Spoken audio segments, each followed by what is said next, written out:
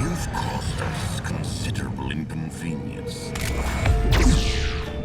In a moment, the Lord of this monolith will give you a task. A word of advice. Do not anger Vader. Now that Vader's found you, he's in reach of enormous power. You must escape.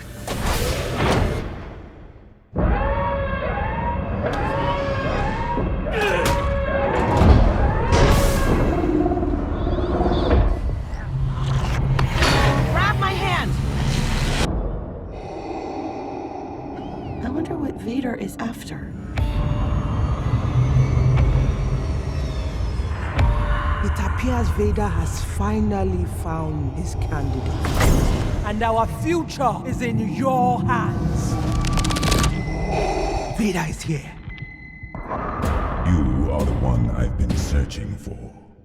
Do as I command.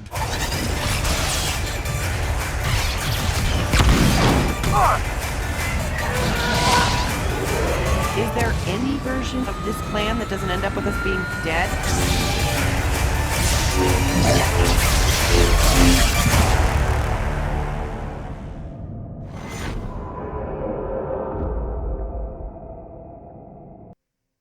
Hello friends and welcome to Virtual Strangers 57. I'm your host Wes. With me as always, my good friend Ruuts. Ruuts, another week has come and gone and man, what a week it was. How about all this VR news coming at us left and right? That's crazy. I thought you were talking about that UFC fighter catching the sick, but yeah, no.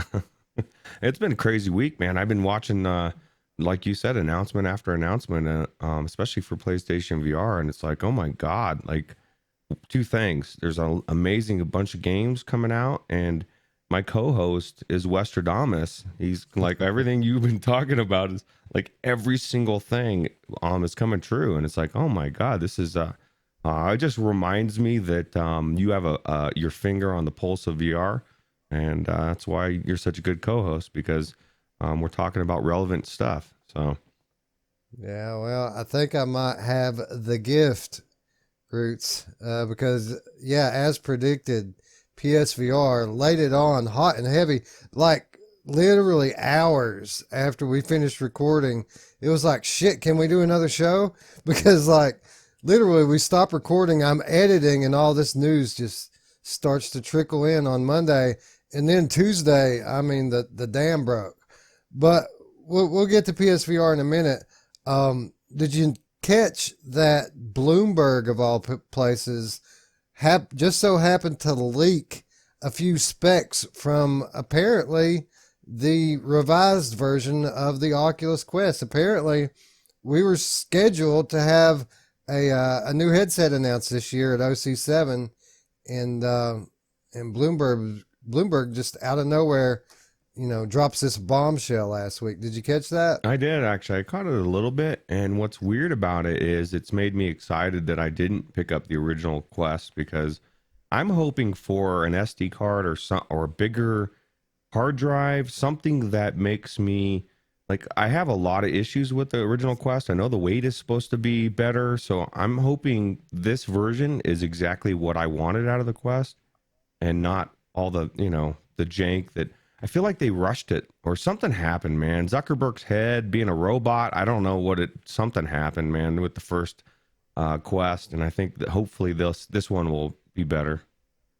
Well, I wouldn't hold my breath waiting on it. I think that they constructed the Quest the way that they did. And you can see it not only in the product itself, but in the ecosphere, in their policies in the Quest store. It's a tightly controlled platform, way different than Rift or anything else. And I think what they're doing with Quest is following the Apple model, because this is the kind of crap that Apple does with their phones, with their computers and their tablets, that they come out with no expandable memory. They have what they have, and they have a highly curated store. And I guess true to form, they have a new one every year. So I guess if they're following the Apple model and everything else, I guess we shouldn't be that surprised that they're already talking about releasing a new one. Yeah, I have hope, though. I have hope that there'll be more memory on there, because SideQuest you know, kind of blew that away for me. It's like they're allowing some things in there that I would have never thought they would have allowed. And, you know, that was one of the reasons why people said, oh, you can't, they're never going to have an SD card, because if they have an SD card, people will be able to hack, or they'll be able to tweak all the things that SideQuest has been doing, and they've been allowing it. So my biggest thing is it needs to have more memory. 128 gigs, because that's what I would get. It's just not enough. As a matter of fact, you know, my ex-wife was asking me to help pick a laptop for her son, and he's like 10 or 11, I think. And she was saying, she linked me one, and it was like 64 gigabytes of memory. And I was like, well, what is this, dude? Like, I just put myself in that kid's place, and it's like, oh, I've filled up my space in 2 seconds.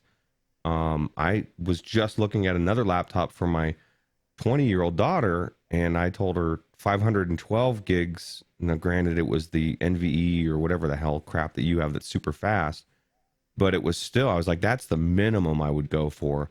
And I would still want to do a terabyte if I could. So I think hopefully they'll have gotten the message that that's one of the things that they need to have changed. And the fact that it's going to be lighter will definitely make it more comfortable. And I think they're gonna put more comfort into it for sure. That's one thing that's the biggest gripe people have, and it's the biggest thing people will tell me right off the bat. Well, it's not $400 for the 64 gig. You're gonna have to pay $100 for all the extra peripheral stuff. Same thing with the other one. So I do hope that it's going to be an amazing headset, and I'm looking forward to seeing the specs. I think it will definitely be an improvement. I'm not that hopeful that the memory situation will be all that different. There may be a little bit more, but yeah, there's going to be improved comfort, because that's something that Quest owners have complained about, and it's the biggest problem with it.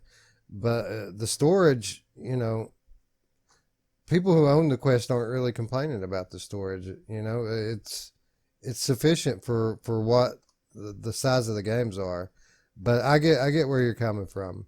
It should be expandable. There should be options. I'm always for options. But what I think they're doing here is a couple of things. I think that first of all, they have this issue right here where the whole world wants a Quest, but nobody can get a Quest. And there's a real risk that they're running of people running out of enthusiasm for their product before they can get one, right? Because if it's going to take them 6 or 9 months to get a Quest, maybe they don't want one in 6 months. So what can the Oculus possibly do to prolong this hype period? Well, they could say, well, you know what? We've got an even better one coming, right? If you want this one, I mean, this one's great, but in 6 months from now, 9 months from now, wow, wait till you see that one. So what that does now is all these people that want to buy a Quest right now and can't get one, now they can say, you know what? I don't want it anyway. I want the new one when it comes out. And it basically takes all this hype that they've built up and puts it on hold to the end of the year, to the holiday season, when they can start getting these things in people's hands. Yeah, that's a good point. Yeah. What are your thoughts that people will, or that there may be in a competitor? Because right now the Quest is the only wireless all-in-one system. And maybe they've heard that somebody else is getting ready to come out with another one as well, and they're jumping ahead of it to let people know, hey, we got a better one coming out. That one comes out as announced, and it's like, oh, okay, well, the Quest 2 might be better. That's one of the things that goes through my head. I'm not saying that I've heard anything that would say that, but you know, like that we'd be naive to think that no one else is working on a similar type of a product, and could end up being a competitor for them. So, yeah, I think that going forward, you know, 2 or 3 years, I think that most, you know, popular mainstream VR products are going to be this hybrid type of headset that can do both, right? It can work by itself, or it can tether to a PC, to a console, what have you. So Yeah, I got to imagine there's going to be competitors, and I think that they know that. For all they know, the PlayStation VR 2 could be hybrid and out next year. So it makes sense. But the other thing, I think their main deal here with this thing is, like I said before, they can't make the Quest fast enough. The build quality, the type of construction it is, it's something that takes time to correctly manufacture. So I think they're going to come at us with something that's a little easier to put together. And the build quality is probably going to lack a little bit. It's probably not going to be as premium as the Quest is, but I think what they're going to do in exchange for that little bit of build quality that we're losing, they're going to give us a headset that's actually built to tether to a PC, because the Quest, they never intended for this to be a PCVR headset, but through side quests, through Virtual Desktop, RiftCat, and these other programs, it kind of forced Oculus's hand to make it into a PCVR headset. So they said, you know what, if we're going to make one that's easier to manufacture, one that we can get out quickly, let's do it and make it actually a good experience with the PC. Let's put a 90 hertz screen in it. Let's put a 120 hertz screen in it. Let's make it something that people can wear for hours on end. And I think that that's what they're doing here. I think the intention is to mass produce, but I think that there's going to be some pretty big perks in it, especially for those of us who want to use it in both scenarios. So yeah, I look forward to it, and I don't know what to tell people. If people are asking me, should I buy now or buy later, I generally lean toward buying now, because we don't know when later is. With that said, it's like stocks, right? It's all about when do you sell, right? You know, we've got these right now. As time goes on, and the new stuff approaches, we're going to reach that breaking point where the Quest is still got value. It's going to start to diminish as we go on. So really, that's the whole thing with me is, if a Quest 2 comes out, do I get it? Yeah, probably, but only after I sell something else. And that's the whole question for me, is when do I sell? Yeah, my question for you is, do you keep the Quest 1 and pass it to because you like to, you're kind of like how I used to be as far as like whatever, I still am in a lot of ways, where I'll just keep it and give it away to somebody, to my family or to my kids or whatever. And, you know, you've got a couple PlayStation VRs. I think I'd be naive to think that you might not have 2 Quests in your house as well. It would make it a lot easier. It's like, no, you're not using Daddy's Quest 2. Here's the Quest 1. You know, go slum it with the Quest 1. This is for me and your wife. But yeah, I don't know. It's very exciting times for sure. And it makes me feel a little bit better about holding off on getting the Quest for the same reasons that I just laid out. You know, I've had such issues in my mind with the way that some of the issues with the Quest that it's been hard to reconcile and make myself get one. And, you know, and now we can't get one. So, or at least most of the time. I mean, there's a couple scenarios in which I would keep my Quest and get the successor as well. But neither of them involve me not selling something else. You know, I could get it, keep my Quest if I sell my Rift S. And, you know, I've got I'm going to get a link cable very soon and try it out. And who knows, maybe the experience is so awesome that I want to go sell my Rift S for $600 or $700 or whatever people are paying for them right now. So under that circumstance, yeah, I would probably keep both. The only other way I could do it would be to not buy a PlayStation 5. Instead of getting a PS5, I get the new Oculus headset. And I got to be honest, Ruth, I got to say I got to get that PS5, man, because PSVR, dude, is about to catch fire. And I feel like, you know, these are the first steps in mounting momentum and hype for PlayStation VR that's going to be carried all the way through next year. And like you said, I called it a week ago today. I said it when I think about PSVR, I couldn't really understand why, but it just felt different in my stomach. I'm not depressed about it anymore. I'm hopeful. And we saw it just this last Monday. It was this past Monday that we had a bombshell dropped on us on Monday, May the 4th, might I add, as Vader Immortal, the Oculus exclusive title from ILMX Labs, is coming to PlayStation VR, Roots. This was probably one of the biggest highlights from the first year of the Oculus Quest for me. As a Star Wars fan, this is the closest I've ever been to being inside of a Star Wars movie. The quality level was extremely high, even if the game was kind of short.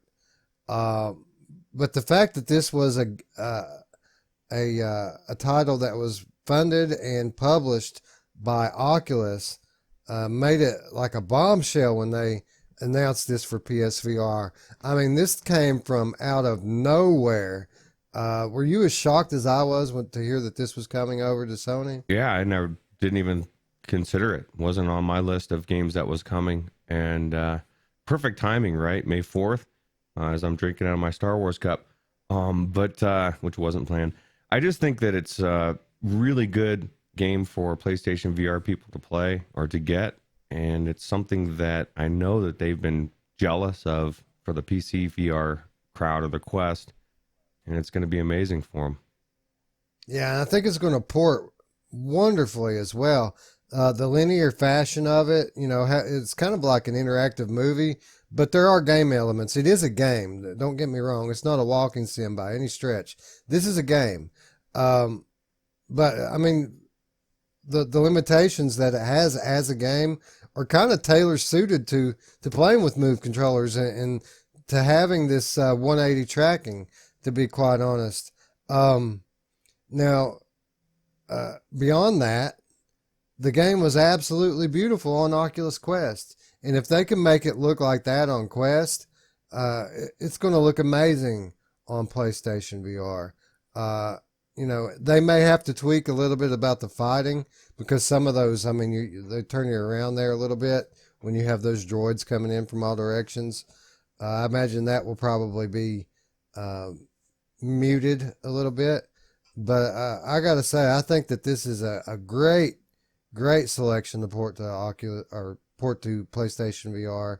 And man, I can't wait to see how it turns out. Yeah, me too. You know what's funny is, as you were saying, it's a game and not a walking sim. I think of Mamefan and him saying, because he literally said, I've heard him say this, is like, if you can't die, then it's not a game. And that was one of the things that I wanted to die in this thing, which is weird. I don't want to die in any game, but that was one of my gripes about it. Is it seemed to be little penalty to be being hit by stuff, but the story was really good, and like you said, it looked amazing, and it was cool, and it's the closest thing to getting into Star Wars. And what it made me want was a legit full Star Wars game, and it shows you they can do it, and it makes me look forward to that coming out in the next year or two, because I want to be Luke Skywalker. I want to play a full legit Star Wars game. It probably won't be Luke because they've moved on past that, but I still want to be Luke, Wes. Absolutely. I mean, imagine that they put another title out with this level of quality, gameplay, everything just like this, only it's say 6 to 8 hours long. I'd throw down $50 or $60 for it personally. Yeah. Well, let me ask you this. Do you think they're going to release the whole thing in one shot, or they're going to make them wait episodes?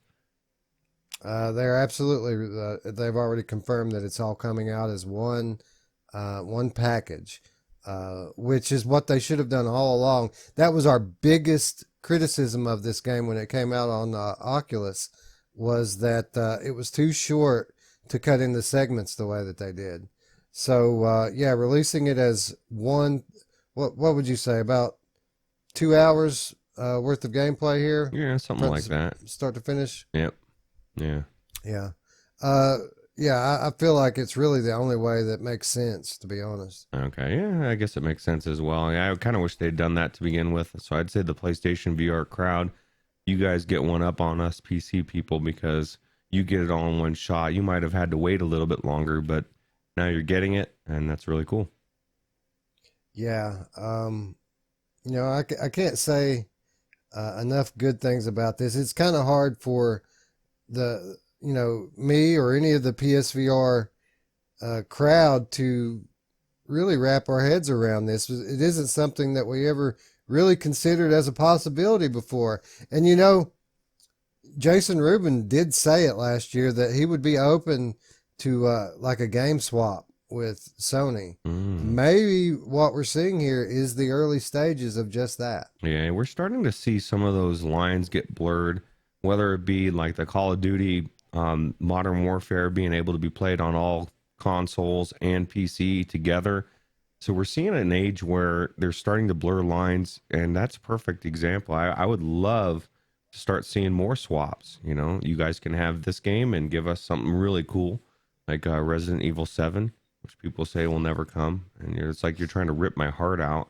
But I want it on PC. I'm almost so much so that we've even talked about. I'm gonna probably try it on Vorpex because I want to get back in there. I don't have a PlayStation VR, and I want to feel that Jack feeling again. I don't know if I didn't know I would ever say that again, but I want to feel that terror of him chasing me through the house.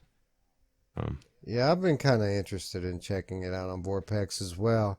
I'm sure you'll have to make some concessions with it, being not built from the ground up for VR. I'm sure that the 6DoF head tracking isn't going to be perfect 1-to-1, but what you're giving up there, you're going to make up for in just sheer resolution and detail. Yeah, and as beautiful as it was on PlayStation. I mean, it's got to be stunning on PC, right? Yeah, I'm really worried though, Wes, that I'm going to play it through on Vorpex, and then everybody's going to be wrong, and they're going to drop it in VR, and I'm going to be like, it's kind of how I feel about Red Dead Redemption 2. I've been playing that flat, and I'm like, man, this would be an amazing game in VR, and I feel like, I'm going to play through it, and then one day they're just going to announce it's dropping as a port over or something, or someone's made a mod or something, and I'm going to think, shit, I should have waited. But, what are you going to do? Wait forever and never play a game, especially one as good as Red Dead. So, yeah. Yeah, well, that's the thing, right? When it comes to VR, that's kind of what we're all doing, right? We're waiting on these games. We're waiting on the big ones. And I feel like we're getting close. I mean, we're not going to get all of them at once, but Valve with Half-Life Alyx has paved the way. Somebody, I think, said that they had sold something like, I don't know, 10 million copies of it or something crazy like that the other day. Their sales figures are completely off the charts. I got to imagine that the entirety of the video game sphere has taken notice of that. And over the next couple of years, we're going to see more of these franchises try their hand at VR. Yeah, I can't wait.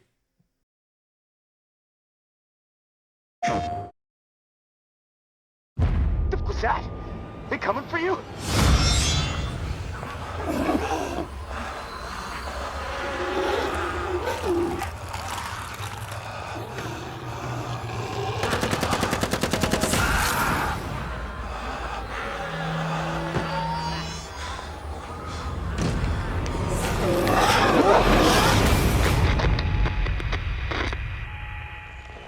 Casey the tourist. Are you there? Does anyone else know about it? No, this ends now. The reserve. It exists. Grub, meds, weapons. So close. I'm through with the search. Let everyone else kill each other over it. The tower and Reclaimed are both after the reserve. It will shift all the power in Noah. Find him. Get it. No reserve without it. The tower will always stay. This is my commitment to you, New Orleans. I will not Stand by idly and allow injustice to continue to flourish within this city. It's getting ruthless on the other side of the tower wall. More people exiled every week. This is their war, not ours. You just might be what this city needs. We killed dozens of innocent people. We did what we had to do. Live with it. Once the reserve is unlocked and revealed to the world, there's going to be a bloodbath. You certainly have proven pivotal in the fight for the soul of this godforsaken and still glorious city. He begged me not to tell the others. He didn't trust them. Trust gets you dead when it's given to the wrong person. She will not help you. She will corrupt you. Do it now, Gorn, please! We are out of time! Heaven is turned against us, and hell is rising up.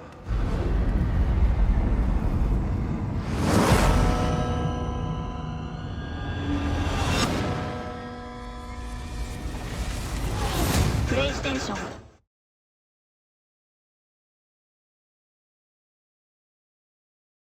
All right, Roots. So if the Vader Immortal news, as if that wasn't a big enough bombshell, the very next day, Tuesday, May the 5th, was like the day of days for VR. Just friggin' announcement after announcement after announcement. None of them bigger than this. From just out of nowhere, The Walking Dead Saints and Sinners releases on PSVR. No promotion, no nothing, just boom. Here's a bomb, PSVR. Have a good day. Dude, shock. Just kind of rippled through the PSVR community. Did you feel the shockwave? Oh, I did actually, and I'm watching this trailer and I'm agreeing with Scion. I think that this is a little bit more, looks a little bit more real than I gave it credit for, as far as, you know, cartoony or whatever. Yeah, it's cartoony, but those zombies, I can imagine being in your face if you don't like zombies, not being a good thing, Wes. But yeah, this is one of the best games that I've played through last year. And it can make, just watching this trailer makes me want to go back through and play it again. And I probably will, just because I didn't technically finish it. I got to the end and I did something I didn't like. And so I scrapped it. I was like, I can't let that happen in my Walking Dead world. So this is, and I never used the bow and arrow either, Wes. That's one of the things that really haunts me inside. It makes me question my soul, is why did I never use the bow and arrow? And I think I'm going to use it this time. I want to be Daryl. So, and I can't be Daryl until I get Onslaught. So I might as well do it in Walking Dead Saints and Sinners. Right.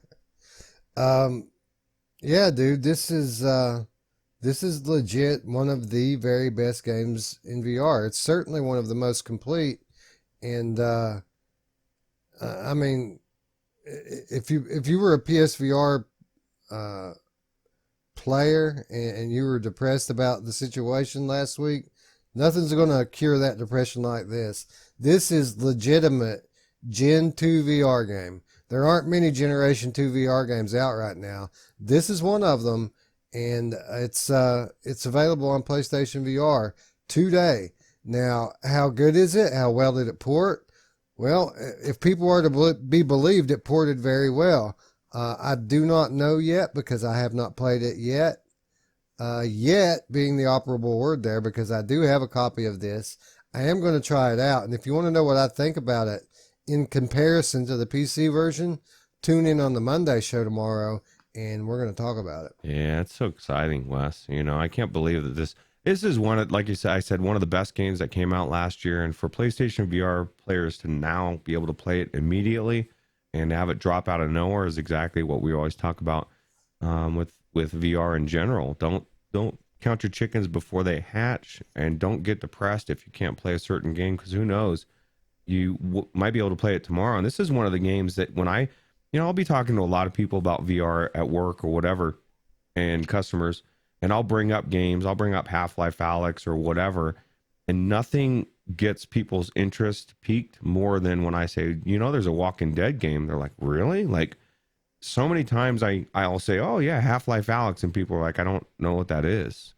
And everybody knows what The Walking Dead is. And when people find out that they can legit go in and be in that world in virtual reality, I've got a lot of amazing reactions from people. And who knows, I've probably sold a couple headsets just telling them that existed, because not everybody knows. We went into the wave and people didn't even know. People in VR didn't know this game existed. So the average person doesn't realize that this is out there. And especially now that it's coming to PlayStation VR, which has so many more headsets, so many more PlayStation out there versus people that might get into VR having a computer. This is probably the biggest news in PlayStation VR that I know of in a long time. Yeah, man. How happy are you for these people? They finally get to experience Generation 2 VR physics. I mean, there are no games on PlayStation yet that have the same kind of physics that games like this, Boneworks, and Half-Life Alyx have, because those are literally the three that have that type of physics going on. And for one of them to already be on PSVR, that's a big win for them. And it really speaks to the talent that they have at Skydance Interactive to be able to bring a game like this, not only to PSVR, but Roots, now they're turning their attention to Oculus Quest. And they're still claiming that they're aiming for Q3 to have the Quest port out. Wow. Now that I will be genuinely shocked if they pull that off. Yeah, and people would say, well, maybe not, because it came out on PC for so long before the Quest. It's usually when it comes out at the same time that people crap all over it. Oh, it's got a Quest port, so it must suck. I've said it probably 100 times, maybe 1,000,000 times on the show. I just don't subscribe to that. Just because it's on the Quest does not mean that it's going to suck on the PC VR, because the Quest is an amazing bit of technology, and devs are a little bit deeper than that. They don't, there's just not, it's just, oh, it's a Quest skin. Let me just, I'm going to be lazy and put it over into PC. But that's a different story. Yeah, it's funny, man, because like games look like, a lot of games look terrible at the onset of PC VR, the early days of PC VR. And everybody said, graphics aren't everything, there's so much more going on in VR. Graphics aren't that important anymore. But as soon as the Quest came out as a competitor to PC VR, now all these PC players are all about graphics. They turn them back into flat gamers, Roots. Yeah, well, it's a good time to be doing that as far as how far everything's progressing. If you had that mentality in 2018 when I came in, you would have been really, really bummed. You're like, man, graphics are everything. Oh, shoot. Graphics aren't 100% here yet. And so I think it's a good example of people convincing themselves of a lot of things of what they have or don't have. It's kind of like, I'm sure the PlayStation VR community, and I don't know, because I was able to play this on day one, probably were like, Walking Dead's not that big a deal. Now it's the biggest deal ever because they're getting it and they're allowed to play it. So you kind of, if you aren't allowed to do something, you just, it's just nature. You just want to downplay it because you can't play it. It's kind of like with me in the VR right now, since I'm still waiting for a headset to come in the mail. It's like a couple weeks ago, I was like, oh yeah, flat games are fine, man. They're good enough. And now I'm like almost ready to say, oh, it's not good enough. I want to go back into VR. Although it has opened my eyes that content does trump being in VR in a lot of ways, because there's so many amazing flat games out there that I just kind of wrote off. I'm kind of glad that I've done what I've done, because it's opened my eyes. It's reinvigorated my love for VR, because I love it, but it's also reopened my eyes that not everything has to be in VR. There's so many amazing experiences and games out there that I can enjoy through my window versus climbing through the window into VR. So, yeah, well, to each their own.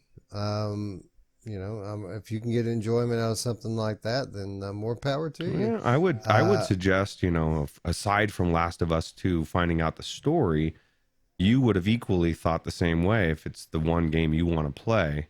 You know what I mean? Like Last of Us 2, say it's amazing just like the first one. You've even said you're definitely playing through it.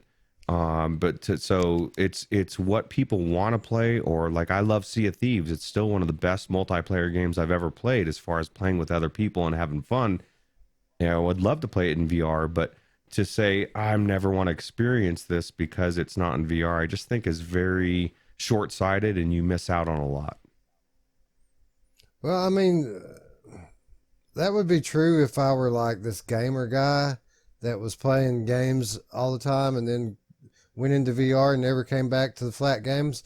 But the fact of the matter is that I quit flat gaming like years ago.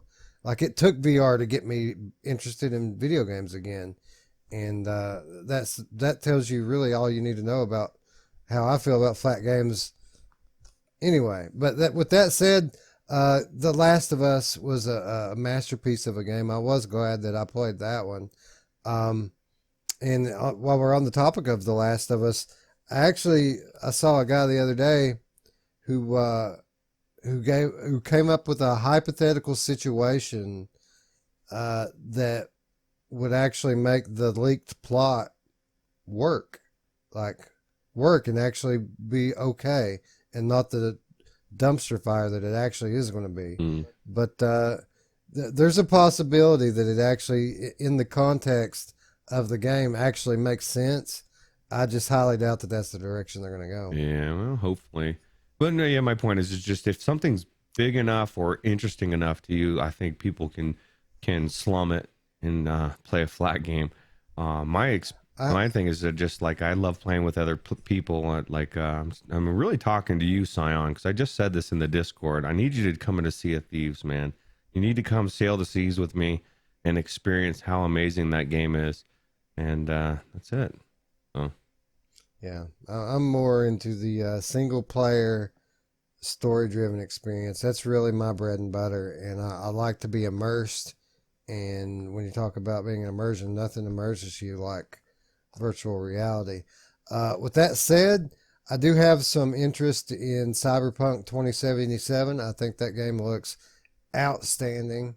And just for the pure pretty graphics of it, I'm kind of interested in Ghost of Tsushima because that game looks friggin' beautiful. Everything I've seen of it, it looks almost photoreal. Well, you could always do virtual desktop. That's what a lot of people do. And, you're still in VR, but it's on a bigger screen. You can bring it in a little bit closer. So as your first person, it really does kind of feel like you can't turn your head and see, but you can turn your camera and still feel like you're in VR.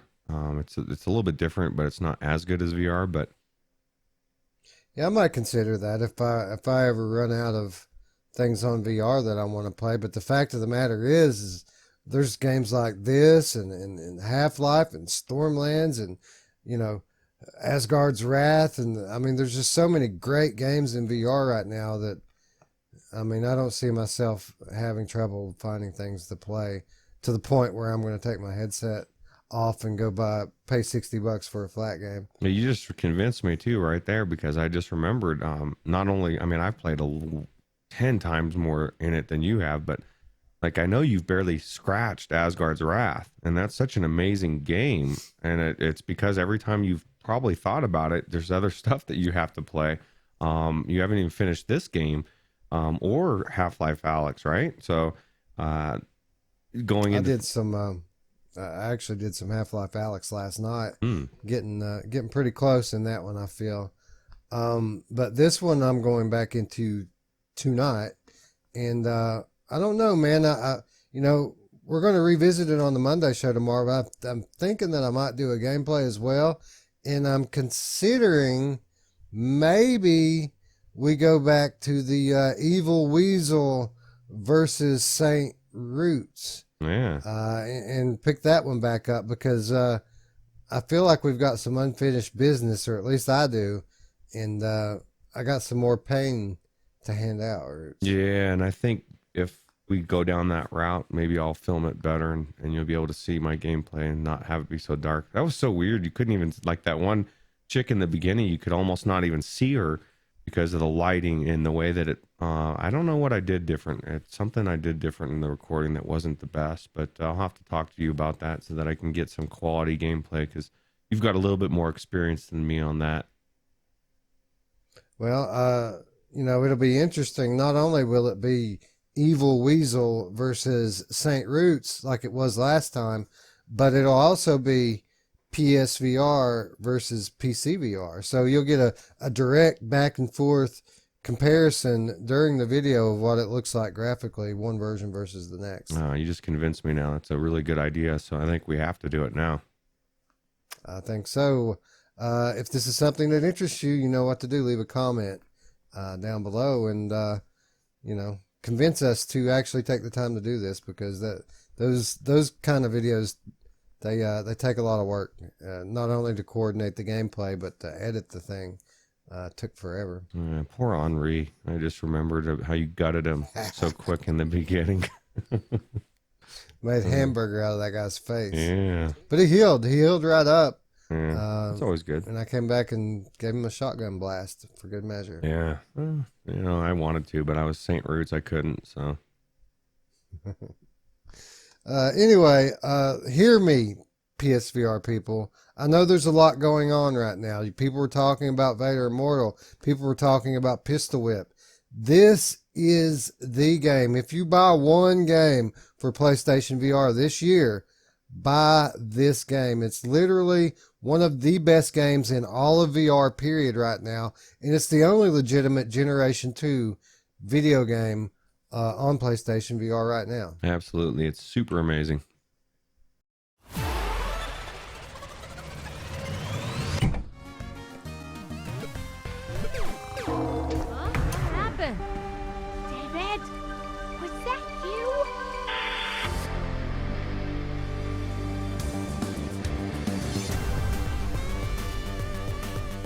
In 1995, Pixel Ripped is back.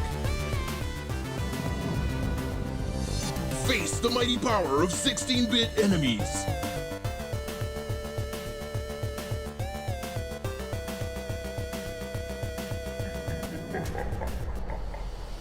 The struggles of a 9-year-old boy.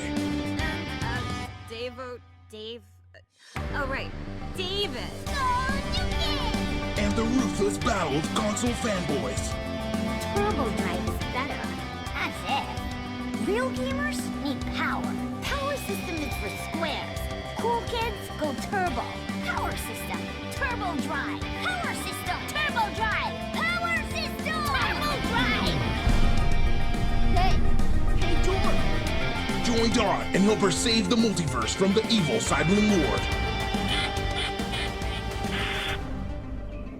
Pixel Ripped 1995.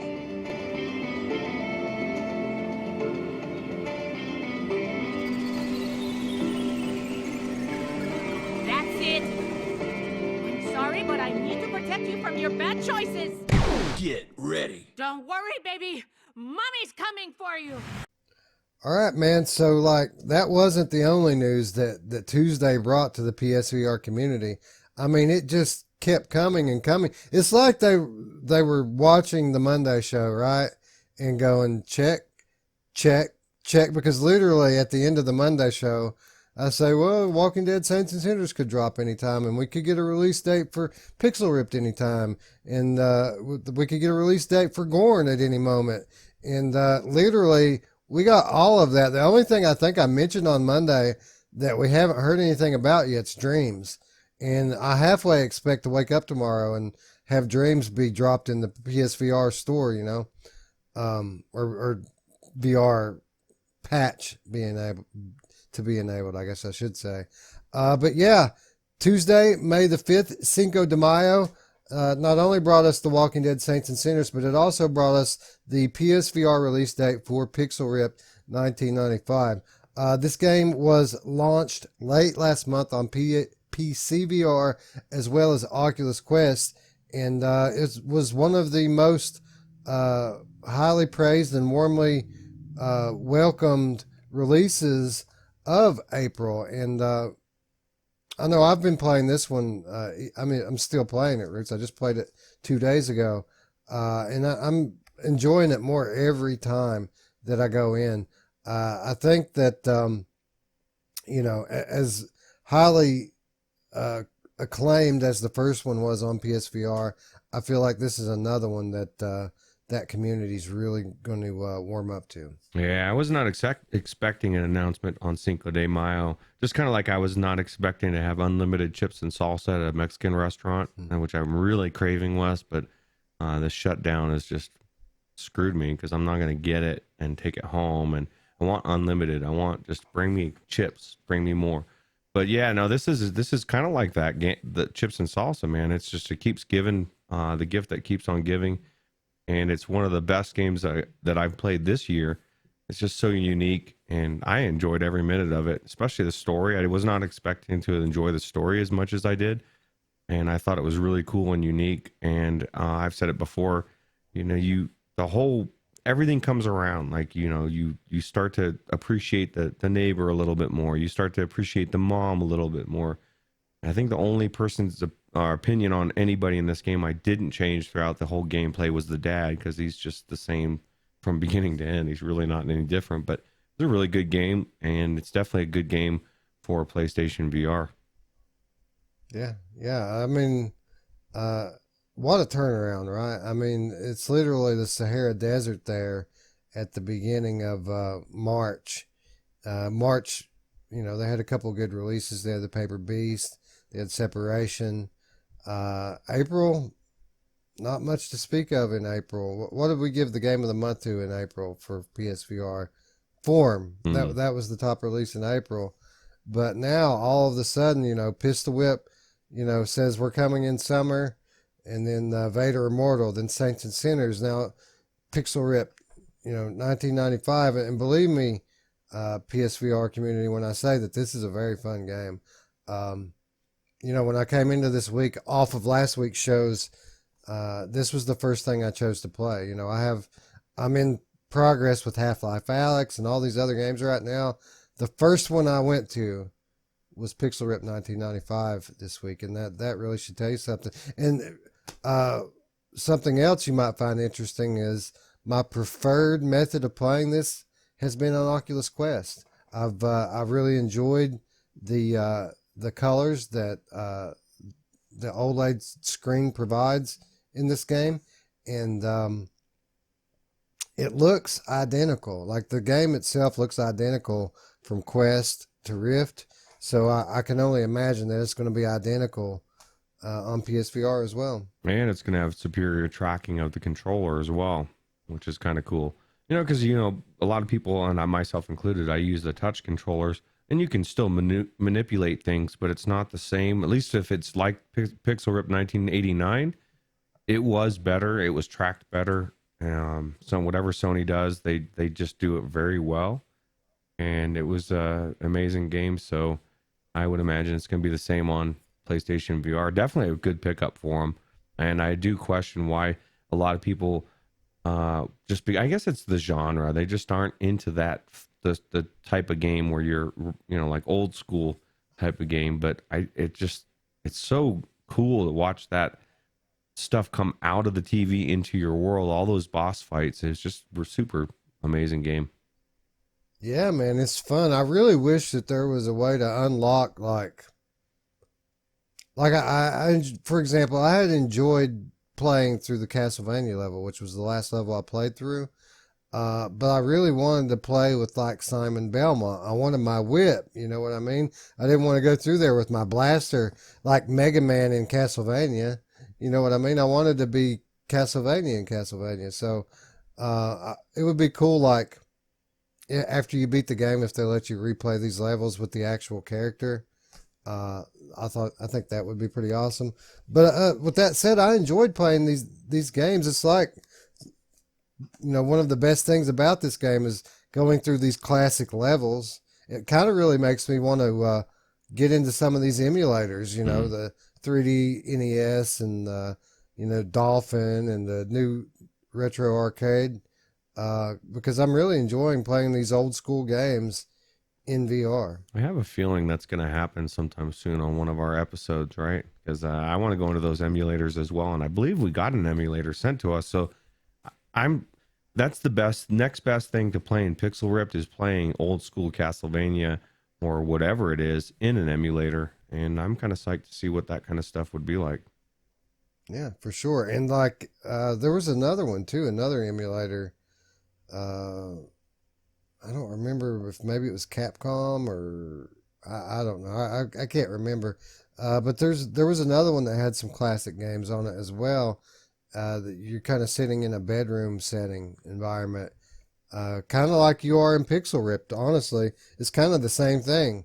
Only the television, instead of having their fabrication, you know, it has the actual games from your childhood. You can actually play them. Yeah, you get to put the cartridge in and all that. That's really cool. Right. Yeah. But yeah, this is a solid title. And to what Roots was saying, the DualShock would definitely be an improvement upon the experience that I've had on Oculus. Because I don't know about you, Roots, but I mean, half the time I'm playing these games and my character won't move or it won't shoot, and I'm wondering why the damn controllers won't work. And I look down, and in game, my character's hand has come off of the controller because I'm sitting with my hands at my side, and I got to remember to pull them back together and hold the controller in game. If you had a DualShock, this isn't an issue. I mean, it's a tracked gamepad. The PSVR actually can track the regular game controller, and yeah, you're right. If it's anything like the Pixel Rip 1989, it's going to be the best way to play. That exact thing happened to me several times where I'm like, what the hell? Why did I die? And then I'll look down and my hand's not on the controller. Or the worst was when I was telling you there was a point I was like, I don't know why I can't move or I can't do whatever I was trying to do. Well, my right controller had died. And so I was like, of course, man, you just lost half your controller. And that doesn't happen with the DualShock. So I agree. And I think it'll be, if it wasn't about the tracking, because I want to see my hands moving, because that does add immersion. So I did, in my opinion, slum it with the touch controllers, because I think it is designed better with a DualShock or like in my case an Xbox controller, but I still wanted it to be tracked. So right.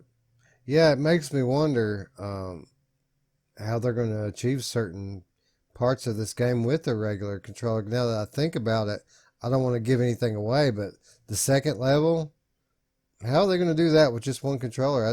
That's going to be kind of difficult, actually. Yeah, I guess you just have to turn maybe, or maybe, I don't know. Yeah, it'll be interesting to see, because yeah, I agree. It's definitely, it was one of the things that I got stuck on for a minute there, was trying to figure out what to do. And I think it would be something a little bit different with a DualShock.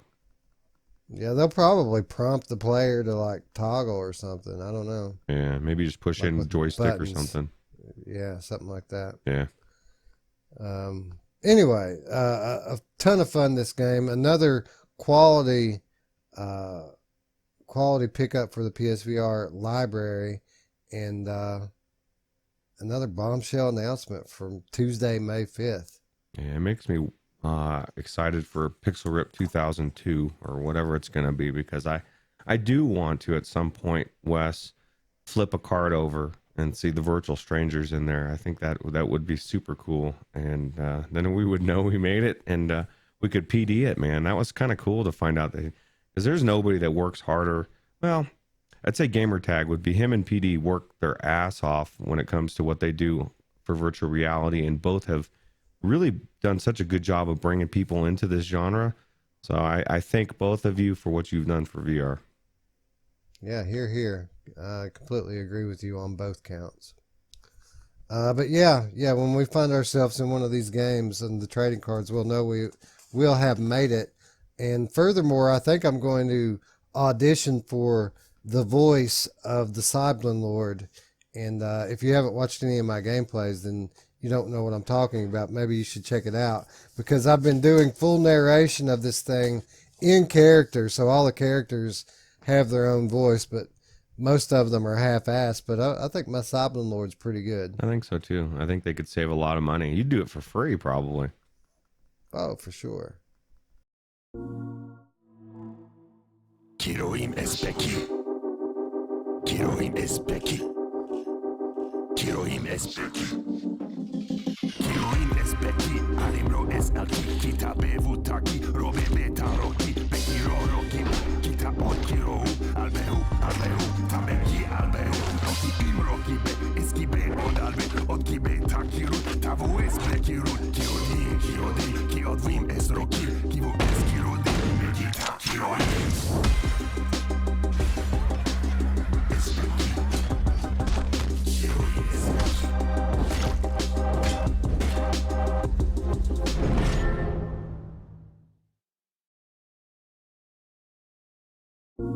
the players. All right, man. Tuesday, May the 5th, the gift that just keeps on giving to PSVR, because as predicted on last week's The Monday Show, we also got a release date for Gorn. Gorn, the comically violent VR combat game, is slated to arrive on PSVR on May 19th. You know, Roots, when it comes to Gorn, I don't get it. You know, this is a fun game. It really is a fun game. You can jump in here for a good 30 minutes to an hour of fun at any time. Get a pretty good little workout in as well. But the level of hype that I've seen for this game on PSVR, it rivals some of the top, first party releases from PlayStation. I don't know why, but the PSVR community is literally foaming at the mouth, waiting to get their hands on Gorn.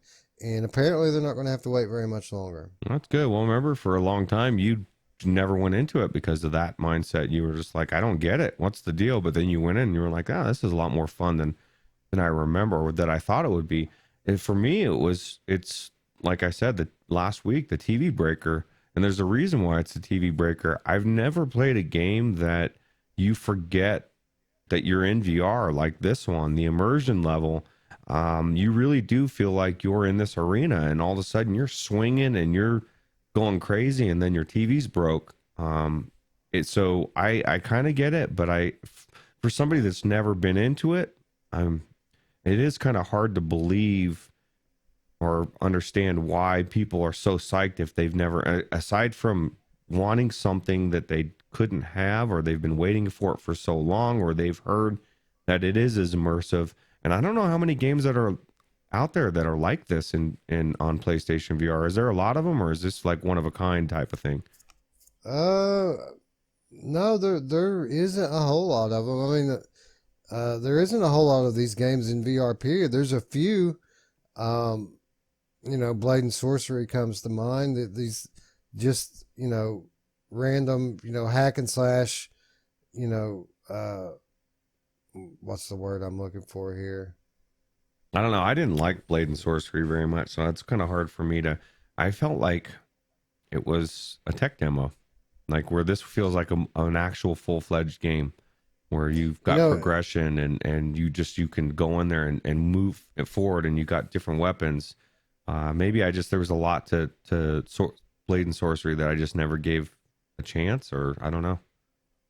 Yeah, this is a full-fledged game, and it did have that going for it, and that was really one of the things that surprised me about it when I played it. Surprisingly immersive, this game. You get lost in it fairly quickly, and it's intense, dude. They're coming at you from all angles, and literally you're fighting and scratching for your life. With that said, I kind of felt like Hellsplit Arena was better. I definitely felt like Until You Fall was better. But with that said, none of that stuff's on PSVR, so I got to imagine that if this is the type of gameplay that you're into, you probably really will like this game. Yeah, especially if you have Wolverine claws. Who doesn't want to have Wolverine claws? I mean, not in real life. I don't want blades shooting out of my hand. It doesn't sound very good, actually, but I think it'd be cool to maim somebody with them. But for sure. And they got those in Ninja Legends as well, don't they? Yeah, that's another game I haven't played for so long, and that was actually really good. I never made it to the Wolverine claws. I need to go back into that game. That's a good candidate for our second look series that we're going to start on the Monday show, right? Yep. Yeah, absolutely. This was announced this past Tuesday, like I said, on the PlayStation blog, and it was announced that it will also include the previously seen Pinata mode, which turns all of the comically oversized enemies into paper, replete with candy that falls out when you hit them. So if blood and gore isn't your thing, they have a funny way to tone it down. They just make them all bleed candy.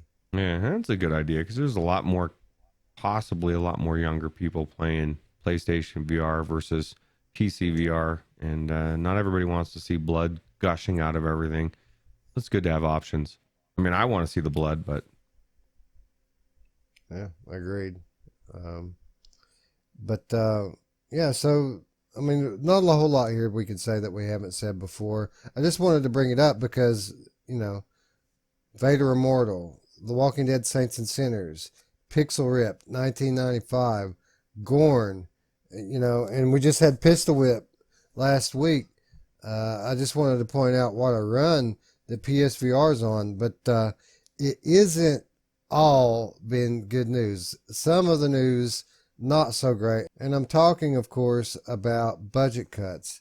Neat Corp's popular VR stealth game was due to make the jump from PC to console next week on May 15th, but Tuesday, May the 5th, the company issued a statement confirming the game would now arrive nearly 2 months later on July 10th.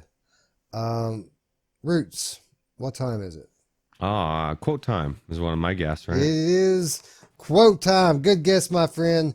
In a post on Twitter, the company cited the impacts of COVID-19. COVID-19 as the one reason for the delay. Quote, it has changed the way we can test our builds and work together, since we are now doing so from a distance, but it has meant that the turnaround time between our code updates takes a bit longer, end quote. So this is what I don't understand, Roots. How long have we been in a COVID lockdown now? What, about 2 months? Yeah, almost 3, but depending on where you're at. In Washington State, you know, had it a little bit earlier than say you or me. So literally, this game was supposed to come out next week on PSVR. We're in quarantine for a couple months, and literally they delay it by a couple of months. It's like they haven't worked on it at all in the last 2 months, right? Yeah, maybe they haven't. I don't know. Maybe they should take you know, some of these states are opening up. So I wonder which state is this is being made in, and if it's one of those ones that are like severely locked down to where you can't state of confusion. Yeah, well, yeah, that's pretty much the world right now. But yeah, so I get it, but at the same time, you know, I keep saying it anyway. I feel like a lot of devs just kind of push things off. Maybe it's just something they didn't even really want to work on as much as they could have, or they're been working on moving everything, the budget cut 1 to budget cuts 2, or vice versa, or whatever they've been doing was their focus, and this one kind of took back seat to it. I think that what we have here is a case of art or artists imitating life, because, you know, as you know, in real life, if someone gets in a car wreck and dies, well, they died from COVID, right? So that it can go into the stats. I think that if a game is going to be delayed, then it's going to get delayed because of COVID, right? It's kind of the same thing happening within the video game world that's happening at the world at large. Yeah, and I mean, I guess it makes sense. If you're delaying the game anyway, why not claim it's because of this? And I mean, it's delayed either way, so, and people will probably accept it better, and it sounds better. So, but eventually they'll get it. You know, it's just a couple months. I feel like how a lot of these states is like they say we're reopening next week, you know, and everybody's been waiting, and then that week comes and they're like, oh, sorry, we're gonna put it another month out, and people are getting antsy for budget cuts. I think on PSVR, they need it now. They were, but man, what a godsend! You know, what timing. I mean, if there's a day for them to drop news like this, Tuesday, May 5th, 2020 was the day they wanted to do it, right? Because all the stuff that we've been talking about, you know, gets announced on Tuesday. The Walking Dead Saints and Sinners gets released on Tuesday. Who gives two shits about budget cuts? You know what I mean? All these other games are coming out and being announced. You know, it's already forgotten about. Yeah, that's true. You know, especially Walking Dead, you know, it's such huge news. And then it wasn't like, oh, we're releasing it in 2 months. We're releasing it today. It's out, you know, so. Yeah, go buy it now. It's like $50. and it's like people go buy it now for $50. Go get it. It's that good. Yeah, absolutely. Anyway, just wanted to throw that in there, that it's not all sunshine and rainbows for PSVR. But, the good majority of the news this week was, if we don't hear another good thing about PSVR this month, it was a good month for PSVR. Yeah, I wonder which one's going to be the game of the month for PlayStation VR this month. Which one's going to be the game of the year for PSVR? Yeah. I can't imagine anything else coming out bigger than The Walking Dead, but man, that's the way VR works. We might be getting Half-Life. Well, we're not getting Half-Life, Alex, on PlayStation VR. Maybe PlayStation VR 2, but right now it's cut and dry what would be the game of the year on PSVR, but I guarantee you, I'd bet $100 right now that by the time we roll around to doing the 2020 show, that we have a debate, like a lively debate over what was the game of the year on PlayStation VR. Because what I said last week about starting to feel excited about PSVR, I really meant that. And it wasn't just because of the games that we talked about today. At the end of the day, with the exception of Vader Immortal, we knew all these games were coming, right? We knew they were coming. Pistol Whip, Pixel Ripped, Gorn, even budget cuts and The Walking Dead Saints and Sinners. We knew all of this stuff was coming. There are games that are going to be announced for PSVR and be released this year that we have no idea about right now. And I feel like after the console reveal happens, and as they want to keep building momentum into the holiday season, we're going to get some games, Roots. We're going to get some really good ones on PSVR. And I think 2021... it's just going to be like a magical time. It's going to be like 2017 all over again for PSVR players. Yeah, I agree.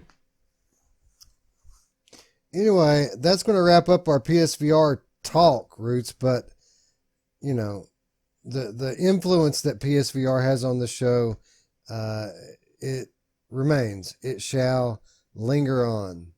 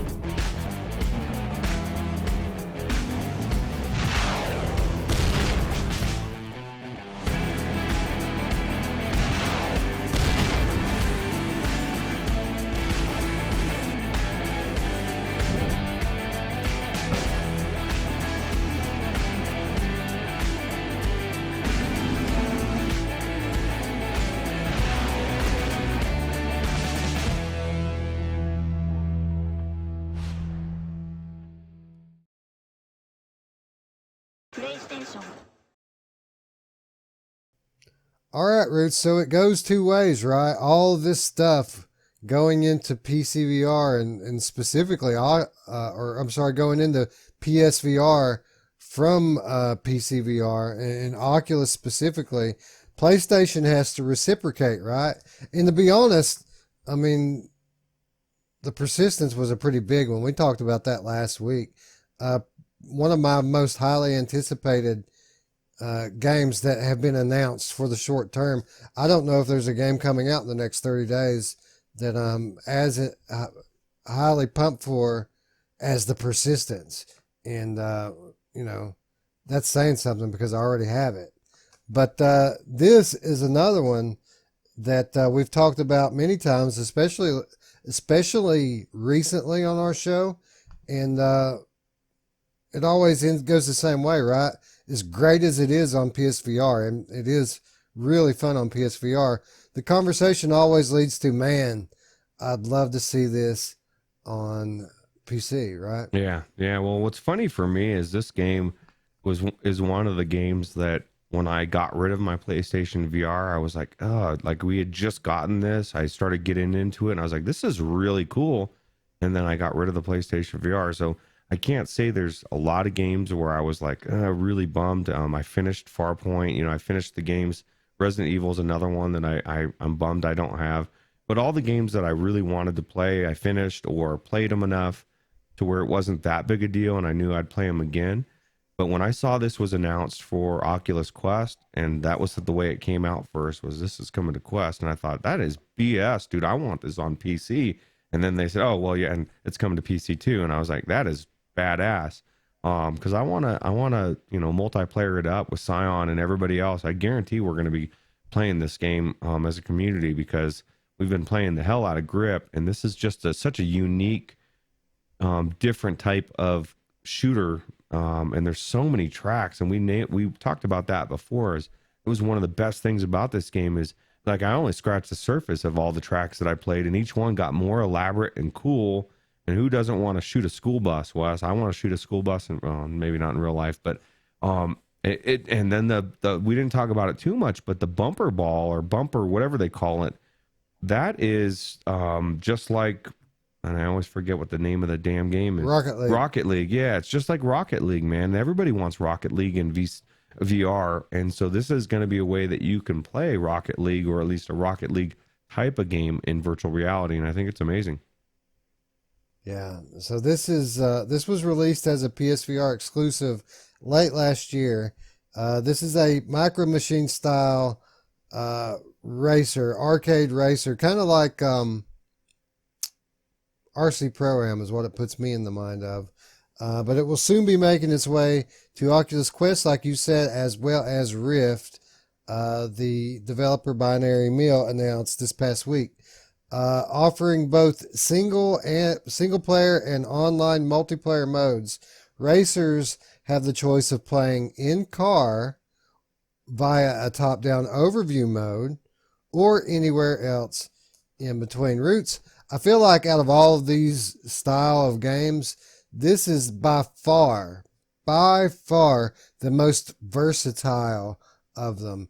You can go into this game, and depending on the choices that you make and the settings you choose, you can have a vastly different experience from one race to the next. One race, you're kind of like playing like RC Pro-Am in VR. The next race, you're right down in the thing playing like a Mario Kart style game. And with you know, over 50 different tracks in this game, all the different cars that you have to choose from and the upgrades available for them, the changing weather and the different points of view. I mean, so many different combinations and so many different types of experiences to be had in this game. I don't feel like this is one that you'll ever get sick of playing. You know, I'm tired of it because you know, if you start getting tired of it, you can just change some stuff up. Yeah, absolutely. And it's just so unique and different. I don't know. I enjoyed my time in there for sure, and I can't wait to see what it's going to be like on PlayStation or PC VR rather, because I've already played PlayStation. But you know, wouldn't it be cool if you could play both console versus PC? And I don't know that that's ever going to happen, but you know, we're seeing it in Modern Warfare and other games. So it is possible. That would be cool because there's not many, you know, if you've got a PlayStation VR and your friend has PC VR, there's not many games, or if any, that I can think of that you can play together. Yeah, I'm not sure if this will be crossplay or not. I'm inclined to think that it probably won't because if I'm not mistaken, Rush, the wingsuit game from the Binary Mill, I don't think that it's cross-platform, and it had a pretty good following on every different platform. So I got to imagine that, you know, it's going to probably have cross-play between Rift and Quest. I got to imagine. I do know that it is cross-buy enabled, so if you buy it on one, you're going to get it on both. But yeah, I think that this is one of the best in VR, especially if you like this type of game. And it's just beautiful. Like, the tracks are beautiful. And I mean, imagine what they're going to look like now if you play this thing on PC. It's going to be amazing. Now, let me ask you this. Did you ever use the controller where it was like you were using a remote control car with a little turning wheel on it? I never did that. I think I might actually have to try that because that seems different, because you've got the steering wheel and you've got the remote control with the little knob, and then you can obviously just normally drive. So that alone, there's 3 different ways you can drive your car, and that's really cool as well. Yeah. There's a lot. I mean, as much time as we put into it, I mean, we just barely scratched the surface on this thing. There's so much here. It's like the game that keeps on giving. Yeah. The only thing is we're going to have to make some hard choices, Wes, as far as there's only 4 players. We're used to grip where you can have we'll have 10 people in the community all racing together. We're going to have to be very selective on who we let play with us. So if you want to be in that list, you better put your name in now because the list is starting. And yeah, so that's cool. Yeah, well, I imagine that it's going to be Scion and Radio Rent most likely.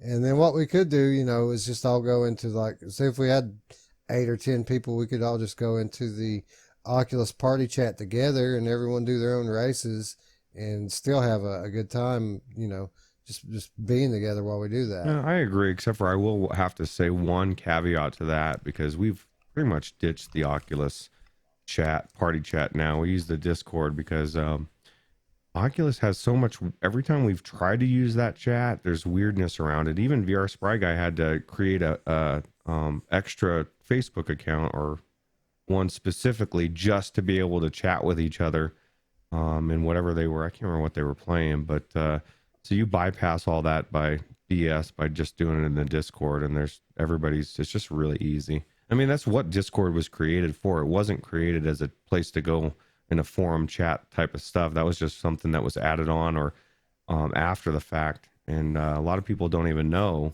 I remember using Discord back in the day, kind of like TeamSpeak or anything like that. It was literally for voice chat. So.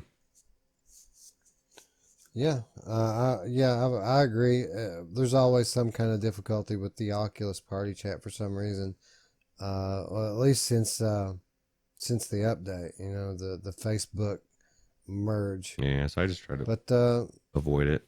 But yeah, and the Discord works just fine for our community, and if you want to become part of that community, it's really easy to do. All you got to do is scroll down to the description. You'll see an invitation. That invitation is always there, and it never expires. Come join us. Come play. Yeah. Join the conversation. Absolutely. But anyway, Roots, this isn't just going to be a straight port over to the Oculus platform.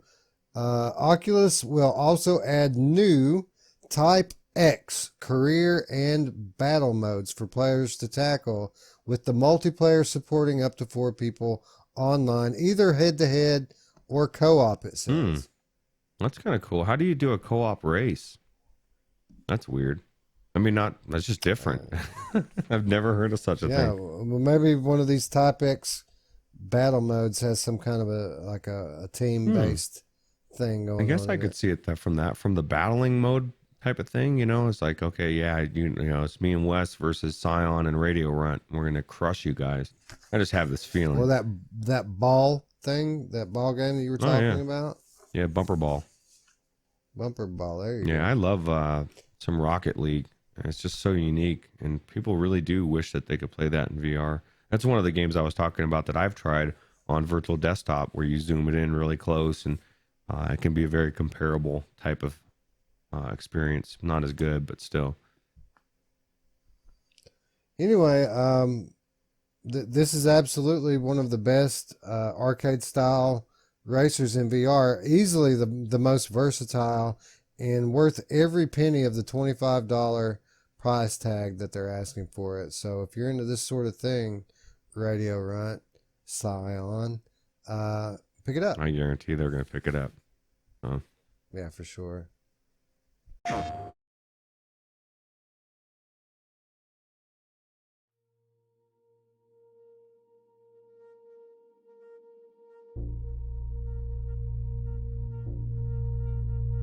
One of the first formal studies of the phenomenon was at Harvard Medical School in the year 2000. Participants played the game for 7 hours each, spread over the course of 3 days. Remarkably, 63% of the participants, almost 2/3, reported seeing imagery from the game hours after they finished playing, often just as they were falling asleep. This fact on its own was newsworthy.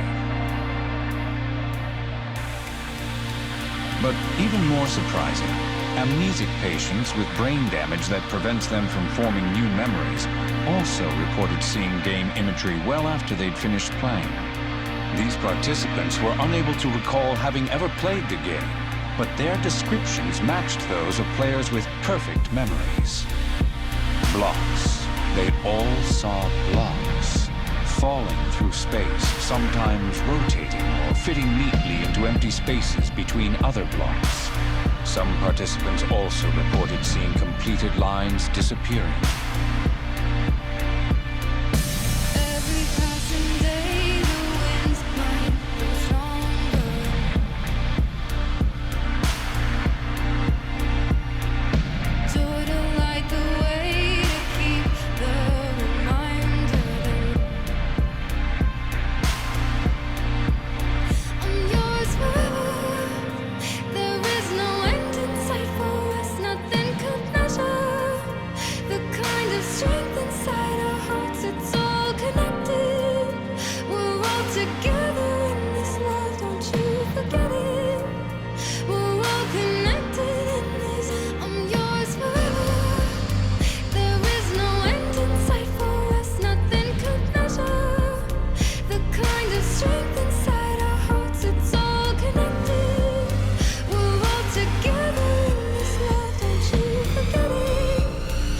Researchers gave this phenomenon a name.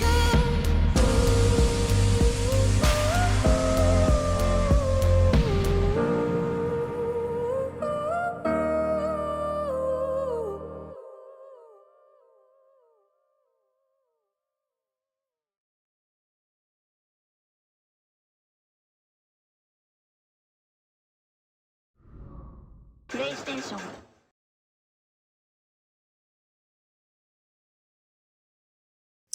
So we have the Persistence, we have Mini Moto Racing X, we have Falcon Age. But if I got to think back to the games that have already come over from PlayStation into PC, I'm hard pressed to think of one that's better, more quality of a title than Tetris Effect. And you know, this game has already come to PC. It's been on the Epic Game Store for like a year now. But with that said, we found out this past week that this game is not going to stop their roots. It's coming to the Oculus platform as well. And interestingly, very interestingly, coming to Oculus Quest. Now, I know this game is just Tetris, and I know on the flat screen there it doesn't seem like much, but let me tell you, trust me, this is a graphically intensive game. Roots, how do you think this game is going to translate to Oculus Quest? I don't know. It's definitely not going to have all the bells and whistles, all the particles, all the stuff going on. I think it'll do well, but you know, I question how good it'll be in, you know, like Anthony says, just Tetris. I disagree because the game mechanic is different than any Tetris game I've ever had, as far as everything speeding up and slowing down and the cues, and you know, you hear that bing and you think, oh, I'm screwed, you know, and everything starts going super fast and it gets out of control. And I've said it before many times, I like to control the uncontrollable, or at least have the perception that I'm controlling it, and this game does it very well. So now my question to you is, like you said, it's coming to the Oculus platform, but it's not coming to the Rift platform, just the Quest platform, because I would imagine that's stepping on Epic's toes as far as what they've probably paid for to have the exclusive, correct? Well, I got to imagine that it very well is probably a timed exclusive, much like it was with PlayStation. And then it went to Epic, and I'd say the year's probably up. We don't know for sure that it's not coming to Rift. The only reason that we know that it's coming to Quest is because the game page by accident showed up on the Quest store last week. And they quickly took it down, but people took screenshots, and the news got out rather quickly. So at that point, the cat was out of the bag, so they just went ahead and put the page back up. But this very well could be coming to Oculus Rift yet. They haven't made any sort of formal announcement about any of it yet. Yeah, that's weird to think about, but it'll be cool if it comes, and I do have to admit, you made me a little sad when you brought up Falcon Age, because I still haven't played it. It's been in my Epic library since it dropped, and I still need to fist bump that Falcon. And I know you say I got some weird fetish with fist bumping. 6 feet, Roots. Yeah. Oh, shoot, man. What do they do about that? Well, the Falcon I can't get it from him. It can't get it from me. I don't think it's cross species. But yeah, well, it's not like Bat Age. Yeah, if it was Falcon Age. Yeah, if it was Bat Age, we'd all be bat crazy about it. But I really do want, Mamefan, when he talked about that game back in the day, it did intrigue me enough to want to play it, but I didn't want to play it on the PlayStation VR, and then it dropped for PC, and I got it and never played it. So it's definitely coming to a backlog report near you sometime, at least on Roots' list. For sure. Yeah. Yeah, for sure. Yeah, I never really had much desire to play Falcon Age. It looks like an average game to me, basically. It doesn't look like anything that really compels me one way or the other. But a lot of people like that game, so again, to each their own. What I do love though? I do love me some Tetris Effect, and I'm intrigued. The hallmark of a good developer when it comes to Oculus Quest ports, they find a way to compensate. Of course they're not going to be able to push all the particles in this game that they did on the PC or even on the OG PS4, but generally a good developer will find ways to make up for that and find other tricks, some other smoke and mirrors to immerse the player, to amaze the player. And make no mistake about it, this is an amazing game. And I got to imagine if they're releasing it on Oculus Quest, that it's going to be amazing on Oculus Quest as well. Yeah, I'm kind of like you. I'm curious to see how it's going to translate, and I think it's going to be done well. I mean, these aren't some scrubs here. These are the people that brought us Rez. Makes me kind of wonder if they'll ever bring Rez to Oculus Quest. I mean, that's a classic, legendary game. I got to imagine they'd sell quite a few copies of it if they went through the trouble to port it. If there was any question in my mind last week, that question is now gone. I don't see how they don't bring it. I mean, if they can do this to me has so much going on. I don't see why Resident Evil, why Res Infinite would be any different. Yeah. So who knows, man? It's kind of like, the next couple of years for PlayStation VR, as they move into a new console, it kind of opens up all these PC ports, the Seeking Dawns, all this stuff that it wasn't powerful enough to port in before. Now it is. And we're kind of seeing the same thing with Quest. Now people are learning how to optimize better for it. And all of these games, stuff like Res Infinite, that were just kind of old and their run is over, are going to have new life now with Oculus Quest, this brand new platform, and all these new people can keep migrating into. Yeah, now we didn't talk about this before, but Quest, the 1.5 or whatever, what do you think the odds of them slipping in a more updated chip? Because that was one of the things people were like, because it was just announced right as it had already been announced. The Quest was already set. This is the specs.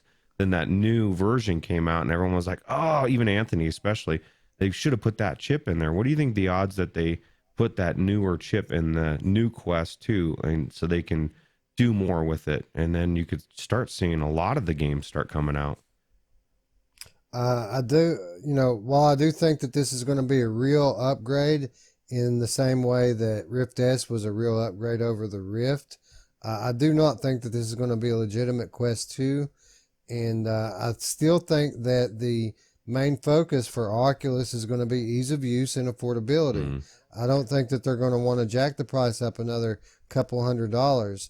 So while I think that it's very possible that the chip could be upgraded, I don't think it's going to be the XR2 that they put in it. And I don't even think it's going to be the XR1.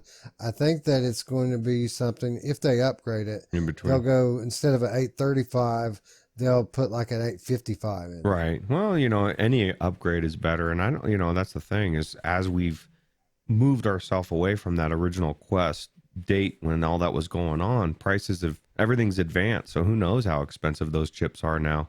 It could be viable that it could be even more than that, but I'll take the 855 all day. Yeah, for sure. Because what they're doing with the 835 is just amazing, and they're talking about, I honestly think that most of the improvements with it outside of comfort are going to be things that you're going to take full advantage of through Oculus Link. I mean, they're talking about putting 120 hertz refresh rate in this thing.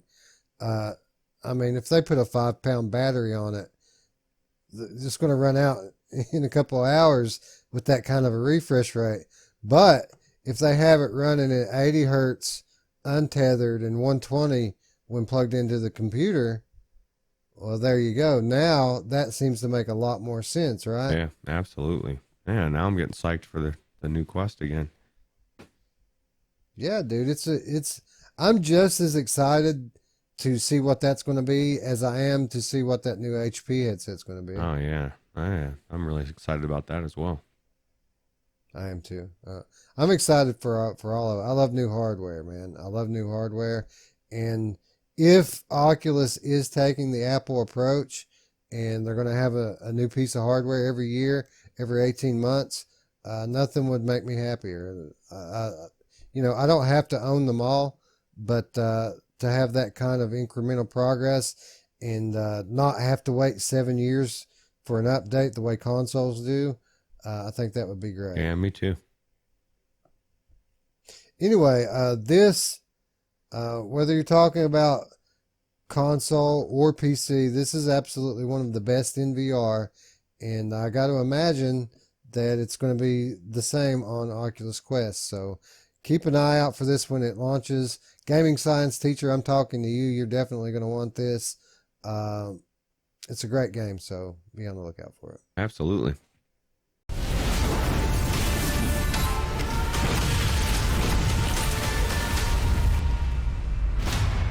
Darkness has fallen on Meliora.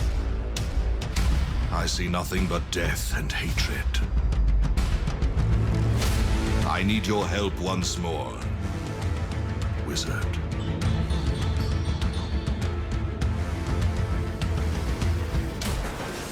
I can see you are very busy. Anytime now.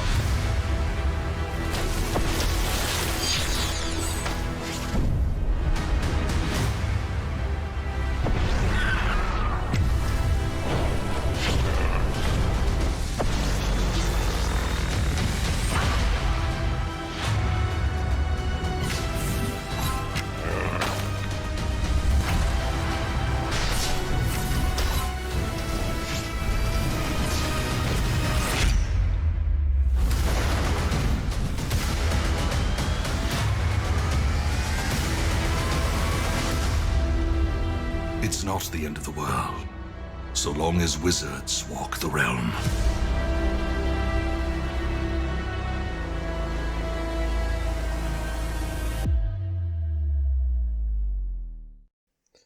All right, so that's enough talk about ports. Let's talk about some new releases. Let's talk about the Wizards Dark Times. This is another one of those games that we first learned about during the Upload VR showcase. almost a year ago, and you know, not a lot known about the game. We know that some people played it. I think at maybe Gamescom last year, and it was very, very well received. We know that it has an awesome trailer, and as of this past Tuesday, May the 5th, we now know that this game is coming to us in June. The Wizards Dark Times is said to continue the franchise's flair for gesture-based magic, where players have to learn and master 11 individually designed spells, which can only be cast with their hands. So here we have further integration of, I wouldn't want to call it hand tracking because I'm sure you use your controllers in it, but it's gesture-based. You're not pressing buttons here. It's stuff that we've seen like in Spellpunk VR recently was trying to implement something like this. But this is a different type of game. This is a first-person single-player adventure game. And it's a sequel. It's a sequel to a fairly well-received Gen 1 VR game, The Wizards, which I have not tried. I've been mildly interested in the first one, but the second one looks just tremendous to me, and I can't wait to see what this game has to offer. Yeah, that dragon and that ogre has piqued my interest. I was just telling you, I hadn't really watched this trailer, and I was like, wow, this looks really good. It makes me wonder if I'm going to be like, you know, making a T or an L, or no, I guess it's not like that. Then I'll be good. It looks really good. So, yeah, I watched Gamertag. He was one of the people that got to play it, and I watched some gameplay footage of it, and it looks really good. You know, the consensus is, you know, that The Wizards was a pretty solid title for its time, but this is what you would want a sequel to be. It's a progression in every department. It looks better, it plays better, it has more depth. Apparently this is going to be or at least it's expected to be a really good game, and it has that dark undertone that I tend to like in a VR game. Apparently there's some evil at foot roots, and you know, when there is evil at hand, Wes has to jump in and squash it. Yeah. I'm ready to squash it as well. It looks like hopefully we can ride that dragon or something. I don't know, but everything about this game looks amazing to me so far. So, and we have 3.5 weeks to go till we can try it. So that's cool. Yeah, the game was originally developed just to be a standalone expansion to the original The Wizards game. But the Carbon Studios then decided to make it fully fledged sequel instead. I guess they were getting good feedback with it, and you know, obviously making a lot of progress as we just described, and they quickly decided that they should just make a full game out of it. The team also wanted to expand the adventure element for a greater RPG feel, doing away with the magical barriers from the first game that forced you into defeating an enemy before moving on. So apparently, whenever you would encounter an enemy in the first game, it would just kind of lock you in place until you defeated it. Not the case here. A little bit more open world feel to this game, more like a modern RPG. Yeah, no, it looks like it's going to be really good, and I can see why you were saying it was received so well. I mean, even just the different variants of enemies look amazing. Anytime I see a dragon, I like it. So, and graphically, I mean, looks really, really good. Interested to see if this game is going to come to PlayStation VR, because the original certainly did, and it's actually a game that you can get. It's fairly prevalent now. It's on Viveport. I saw it on sale on Steam just yesterday for like $3, the original Wizards. So that's something I may actually be jumping into soon, just so I can get a feel for this universe before the game's released. Yeah, or at least just to tell the difference between the two, because this one looks a lot better. I mean, the other one looked good, but everything about it looks better, sounds better. It just looks amazing. Roots, what time is it? I think it's quote time. It's quote time, Roots. Very good. Quote: Since Gamescom 2019, so it was Gamescom that they demoed at. Since Gamescom 2019, where the Dark Times press demo received overwhelming praise, we decided to extend the scale of the project.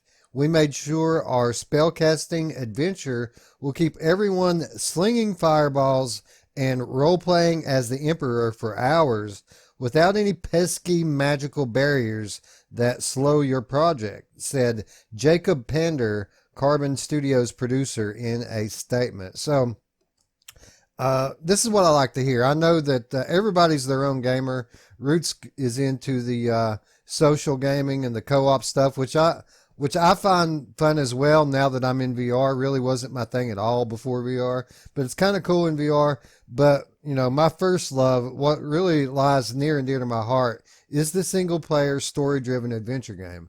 And I think that's what we've got here, and that's probably the biggest reason why I'm so excited about it. I mean, as cool as this trailer is, like the original announced trailer, absolutely blew me away. Everything about this game screams quality to me, and I honestly can't wait for June the 4th to get here, because I think this game's going to be really good. Yeah, I agree. Yeah, it's coming quick. Hell, the way time's going, it'll be here tomorrow almost. Yeah, no, we're like halfway through May now, right? Yeah, just about. And a lot of good stuff lining up for June, by the way. I mean, we've got Persistence is this month. We've got Phantom Covert Ops coming in June, and now we have this as well. Nice. Well, shaping up to be a good year. Yeah, I imagine that it's probably a good guess that Pistol Whip's probably going to drop on PSVR in June.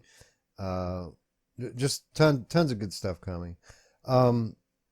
The Wizards Dark Times will support Oculus Rift, HTC Vive, and Valve Index at launch, and will be available on the Oculus Store and Steam from the 4th of June, retailing for $25.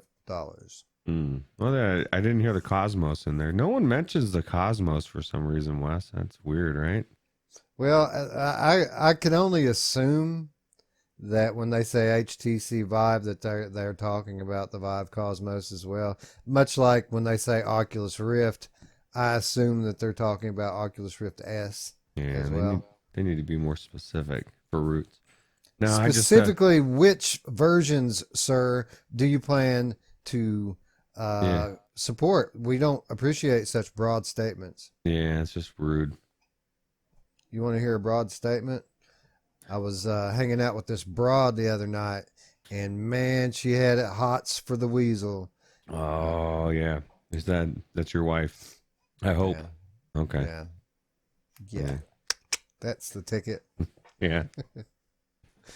I don't know. I don't know if my wife would like being called a broad or not. I haven't tried that one yet. No, maybe try that tomorrow. Yeah, just to see. Let me know how it goes. I'm going to try it, and if you want to know how it goes, what you have to do is watch the next episode of The Money Show. Yeah. Did you say The Monday Show? No, I did not. I said The Money Show. What's The Money Show? Well, The Money Show is our special outtakes program that we put together occasionally for those few kind people who are kind enough to support our channel on Patreon. And for all 4 strong of you, we really appreciate your support, and we appreciate everyone who subscribes, likes the video, and helps to spread the word about the channel, and helps to grow our channel, and in turn grow our community. Thank you all. Yep.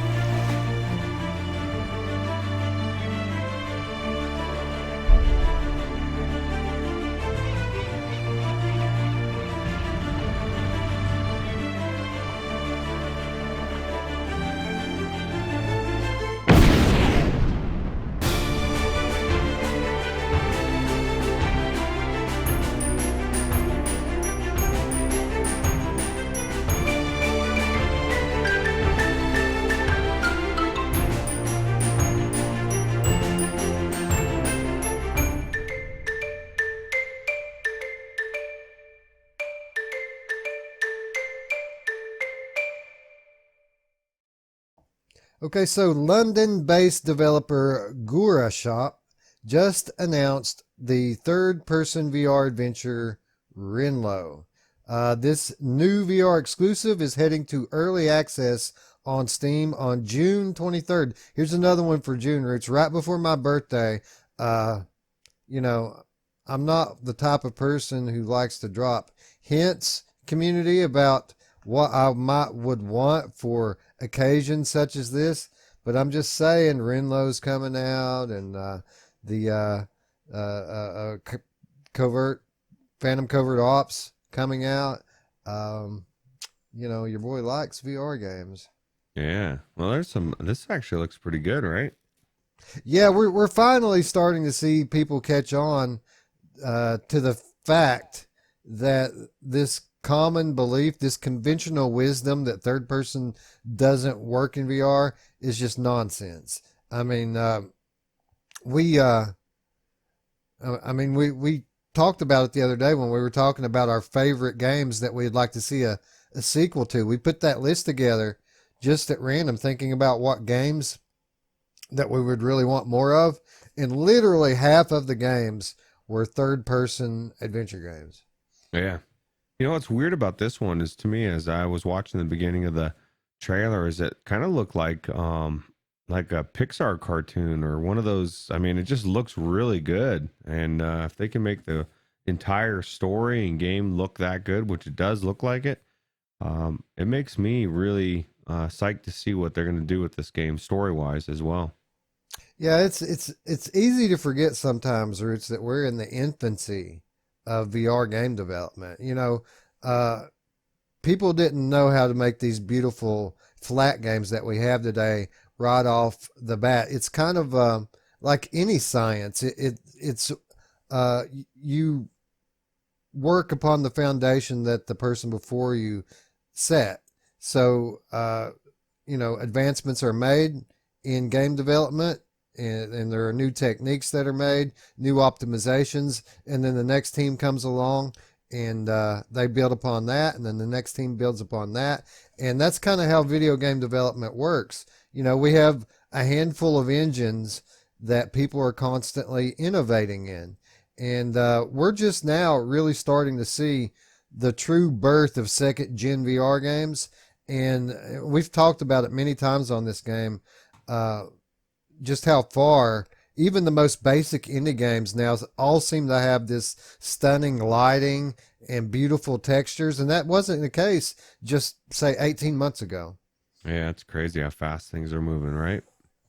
Yeah, lots of progress being made in this area.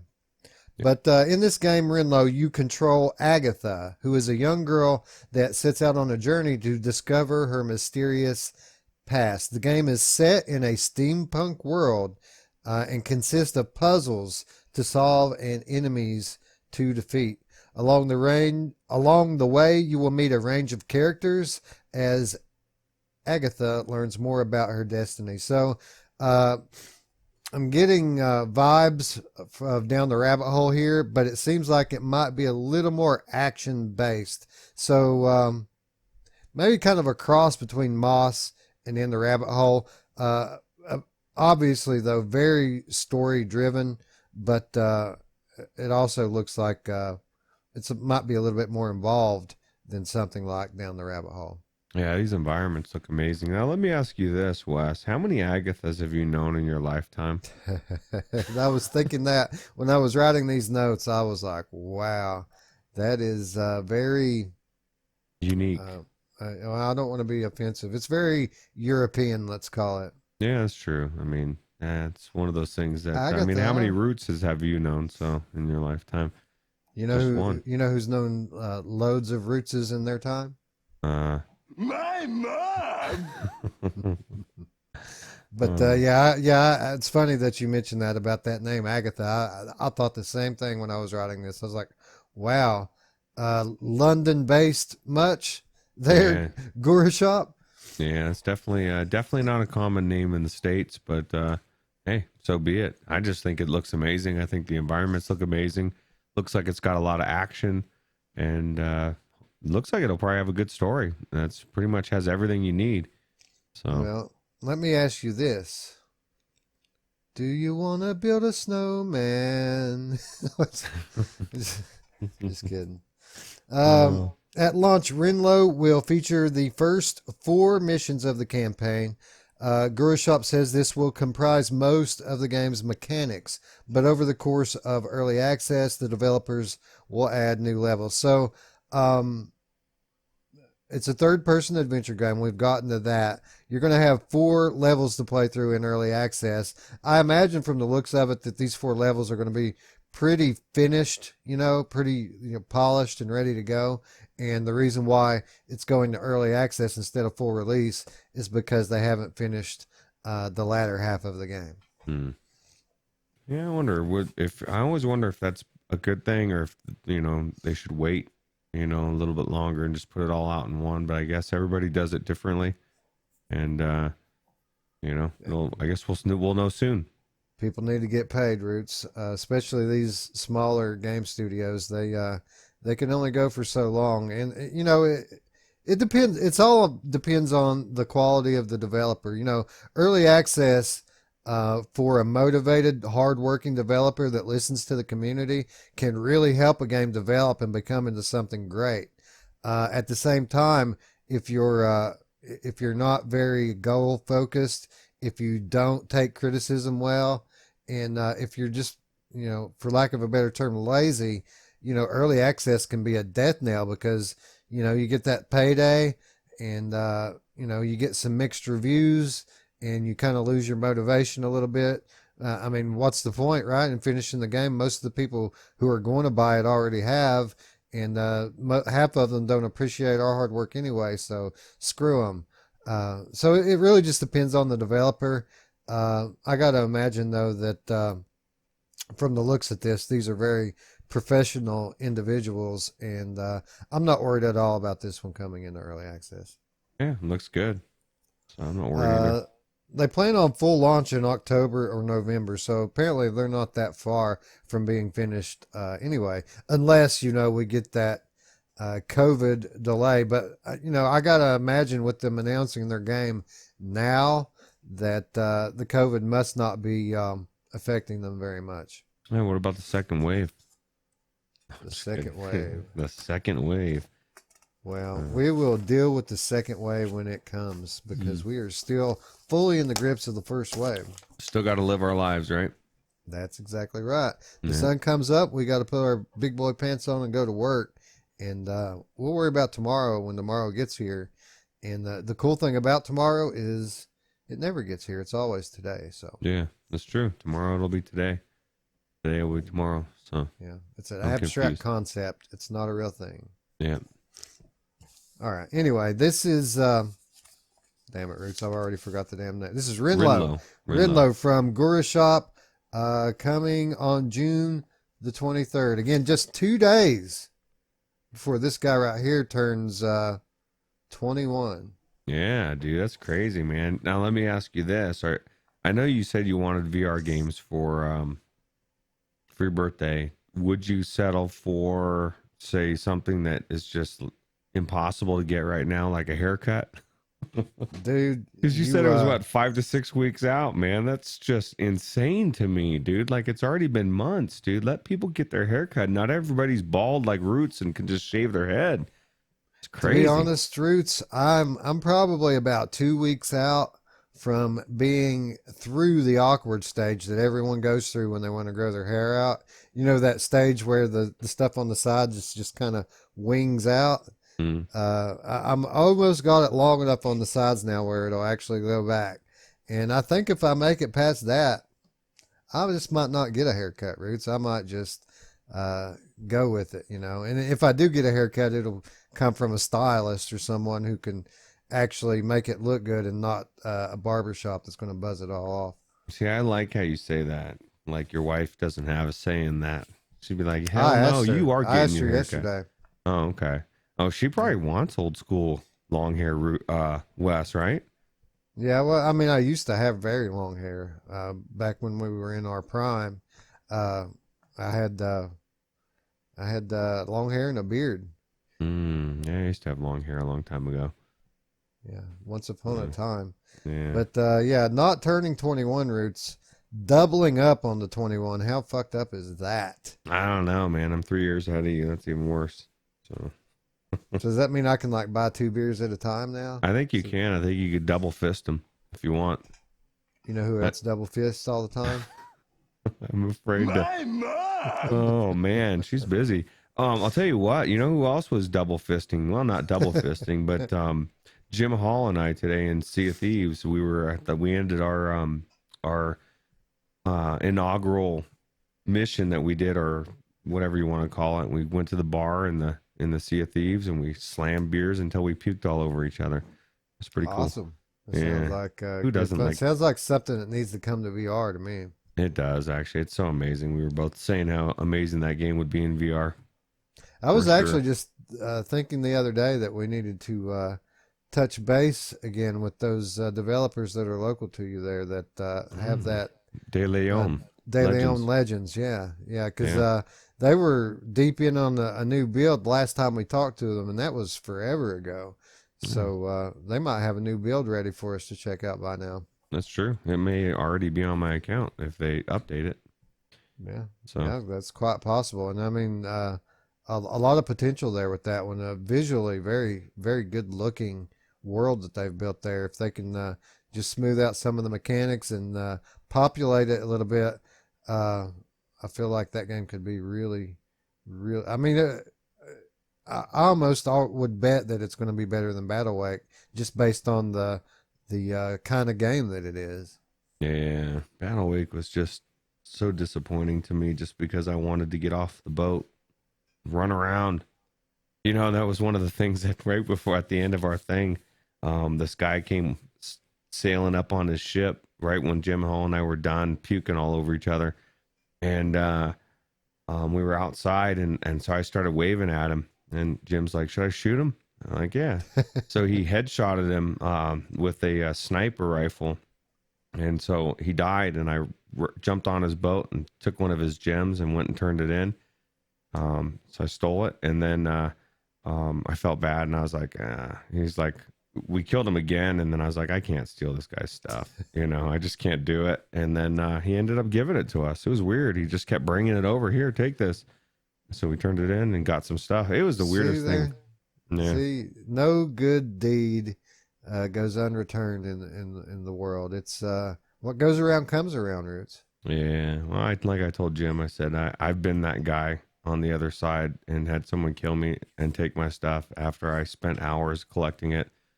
I was like, I can't, but he gave it anyway, so it was fun. Yeah, absolutely. All right. Anyway, Rinlo, June the 23rd, early access on Steam. Look out for it. I mean, I think honestly, you know, all BS aside, if you're telling me I get another third-person adventure game and it looks to be fairly polished, you know, I'm in right now. Yeah, you know who's not in? Alex. He's going to be waiting until October or November. Right. He will want to finish it in completion. So. Well, to each their own. Yeah. I bet you know what? I bet Alex knows somebody named Agatha. He probably does. I bet Paolo and PD probably do too.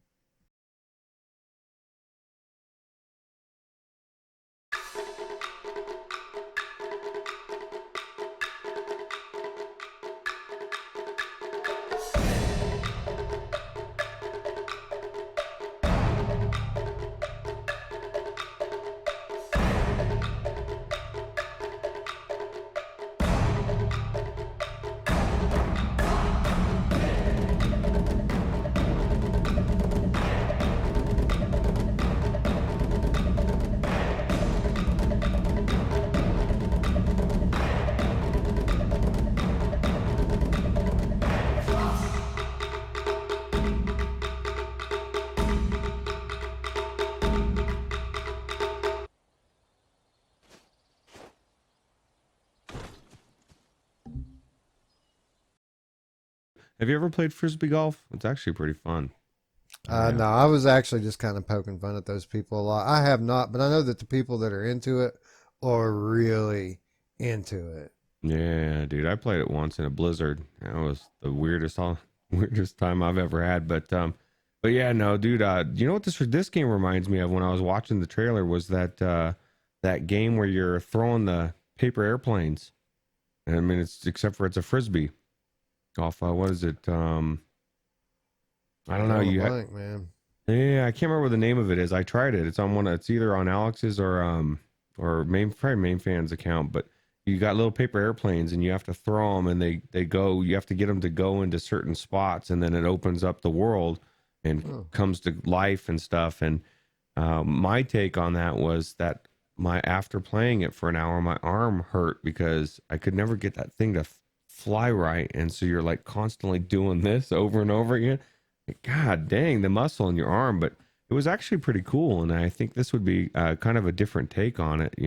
I think I'd rather throw a frisbee, but looks like a very beautiful, I don't want to say walking sim, but I don't know exactly what it is except for the fact that you're throwing a frisbee and opening up the world. I mean, it looks exactly like that paper airplane game in that respect, but actually more polished and better graphics. Yeah, that's really, from what I'm looking at from this trailer here, seems to be the whole draw of the game, which it could be quite fun because, it's all going to depend on the throwing mechanic, right? How accurate is the throwing mechanic? How good does it feel to throw that frisbee? If they've got it right, I mean, this could be a load of fun. And if you can have this, fairly basic skill-based activity that you're doing as a means to make your way through these beautiful scenes, that's enough. In VR, in flat, that sounds like the most boring crap ever. But in VR, if it's done correctly, it could be quite compelling. Yeah, so it was all about being like a relaxing environment time, and that's what I could see with this. You just go in, throw the frisbee, chill, unlock levels, looks beautiful. So it looks pretty cool. All right, it says that you are a ninja and you are trying to pass the trial of the disc. And to prove your worth, you have to travel around all of Japan to participate in tournaments. You'll be traveling around places such as high mountains, treacherous valleys, beautiful palaces and fortresses full of deadly traps. So apparently it's not just going to be all scenery. There's going to be some traps you have to maneuver your way around as well, all the while playing frisbee golf. Yeah, well, it sounds like a real ninja to me from Japan, because they all go around flying discs. That disc looks pretty cool, though. I like the artwork on it. Yeah, the level itself reminds me heavily of the those levels in Astrobot, those Eastern-inspired levels, kind of toward the end of the Astrobot rescue mission. This looks very similar to that, not only in style, but like the color palette, everything looks very similar. Yeah, I think you're right, though, about the throwing the disc thing, if it's right, because I do enjoy frisbee golf and just throwing it at a different angle and just the way that you'll get it to bank back. And I don't know, man, it's really fun. So I think this could be pretty good. Yeah, like even in like real life, throwing a frisbee just right feels good, right? Like if you get it just right, it's it makes you feel good to watch the trajectory. Yeah. And if they have accurate disc physics, which I guess, I mean, they would have to, right? I mean, how do you have a frisbee game that doesn't have accurate frisbee physics? Yeah, no, there's a lot of shooters that don't have accurate shooting. Yeah, I mean, I guess if you don't do the disc right in this, then you're screwed, because that is like the whole game.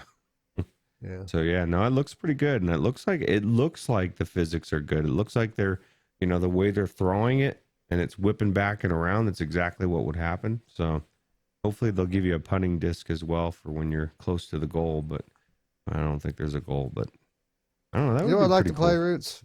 You said putter, and it just threw it into my mind immediately. I'd like the Price is Right in VR. There's so many cool, fun mini games in the Price is Right. I would really enjoy playing that in my headset. I think it would be fun. Yeah, I think so too. I think you could pretty much all sorts of games like that, right? Yeah. Who doesn't want to play Plinko? Who doesn't want to play Plinko in VR? I wish I could win Plinko in VR. That's the thing. I bet before we die we see that. We see virtual reality game shows. Yeah, it's probably coming. I wouldn't doubt it, right? So I mean, it makes sense, right? I mean, especially in this new world of isolation and restricted travel. We're going to be talking tomorrow on the Monday show about the progress that VR has made in a very short time as an entertainment platform. And I feel like game shows would just be an extension of that. I mean, people could, participate from home and play for real money and kind of like the online casinos, the poker games. Can you play actual real poker games in VR now for real money with your credit card? I don't think money. I don't think real money. But I know that you can play it. But my question is when are we going to have midget wrestling in VR? That's what I want to see. I want to be up close and personal. Little people, Roots. Yeah, sorry, little people. Yeah, dwarves. Little people, big world. So big world. There's a guy that runs around town here called Big World. You know that? He's a local celebrity. Oh wow. He rides around. He's like probably 350 or 400 pounds. And he's this big jolly guy that just laughs. I think he's a little touched. He just laughs all day on his bike, and he rides his bike around town, and then people honk their horns and wave at him, and he waves back and laughs. And like during the campaign season, the politicians pay him to carry campaign signs on his bike. Wow. And like he'll have 30 banners at once just sticking up off the back of this thing. And I guess he doesn't ride a bike anymore now. 3 or 4 years ago, maybe 5, a lot of the people in town here all pitched in and bought him a riding lawnmower. So now he just rides the lawnmower. He's not mowing lawns, he's just riding it around? No, he just rides it around. That works. Maybe I should try that. Hey, you could be the big world of Colorado. I could be a local celebrity and I could smile and laugh and I don't want to do that. I don't have time for that. Who wants to smile and laugh? If I'm going to do that, I'll do that on the show. Anyway, this Ninja looks cool. Looks like it's worth a look when it comes. It's coming this summer in the early access on Steam with support for the Vive and Rift. And I assume that means Vive Cosmos and Rift S as well. But it would be nice if they would specify that. What about Index? Maybe not. No mention of Valve Index. Yeah, that's weird, right? I mean, that is a possibility. They are a little bit newer, so they may have not designed it for it. So, well, I mean, with a name like Immersion, how could you not? Yeah, it's true. Well, there's no more immersive headset out there right now than the Valve Index. Maybe the Star VR. Right. But the consumer headsets, I'd say Valve still takes the prize. Yeah, because I don't know one person that owns Star VR. Not one. No, maybe Star. Maybe it's made for like actual celebrities. MRTV. Star he was VR. just talking about it on his show. So yeah, that guy gets all the headsets. Anyway, coming into early access with 6 completed maps, 10 more in development, and an Oculus Quest version is planned to launch soon thereafter. Oh, cool. Yeah, I can't wait to check it out. Absolutely. Yeah, me too. I think it'll be cool.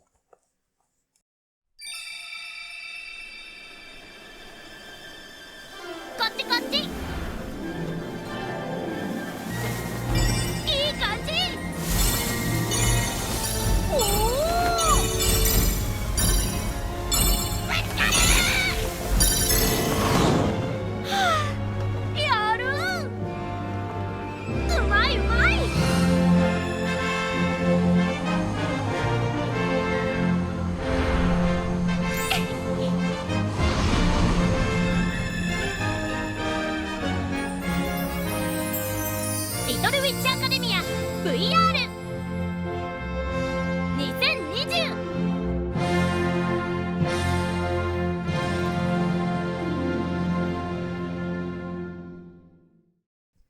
How many times have we said it, Roots, that we would love to have a Harry Potter game in VR, specifically, even if it was just a Quidditch game, because we think that it would be absolutely awesome to be able to get on your broom and zoom through the air with your friends. A couple times, at least, right? No, actually, yeah, more than a couple. You can see Hogwarts right there in the distance. This is Little Witch Academia. It is brought to us by the development studio called Trigger. This is a racing game which puts you in the shoes of a new student at Luna Nova Witchcraft Academy. This is offering a brand new story which allows you to create your own character and team up with the characters Susie, Akko. Oh, it's not Susie, it's Suki.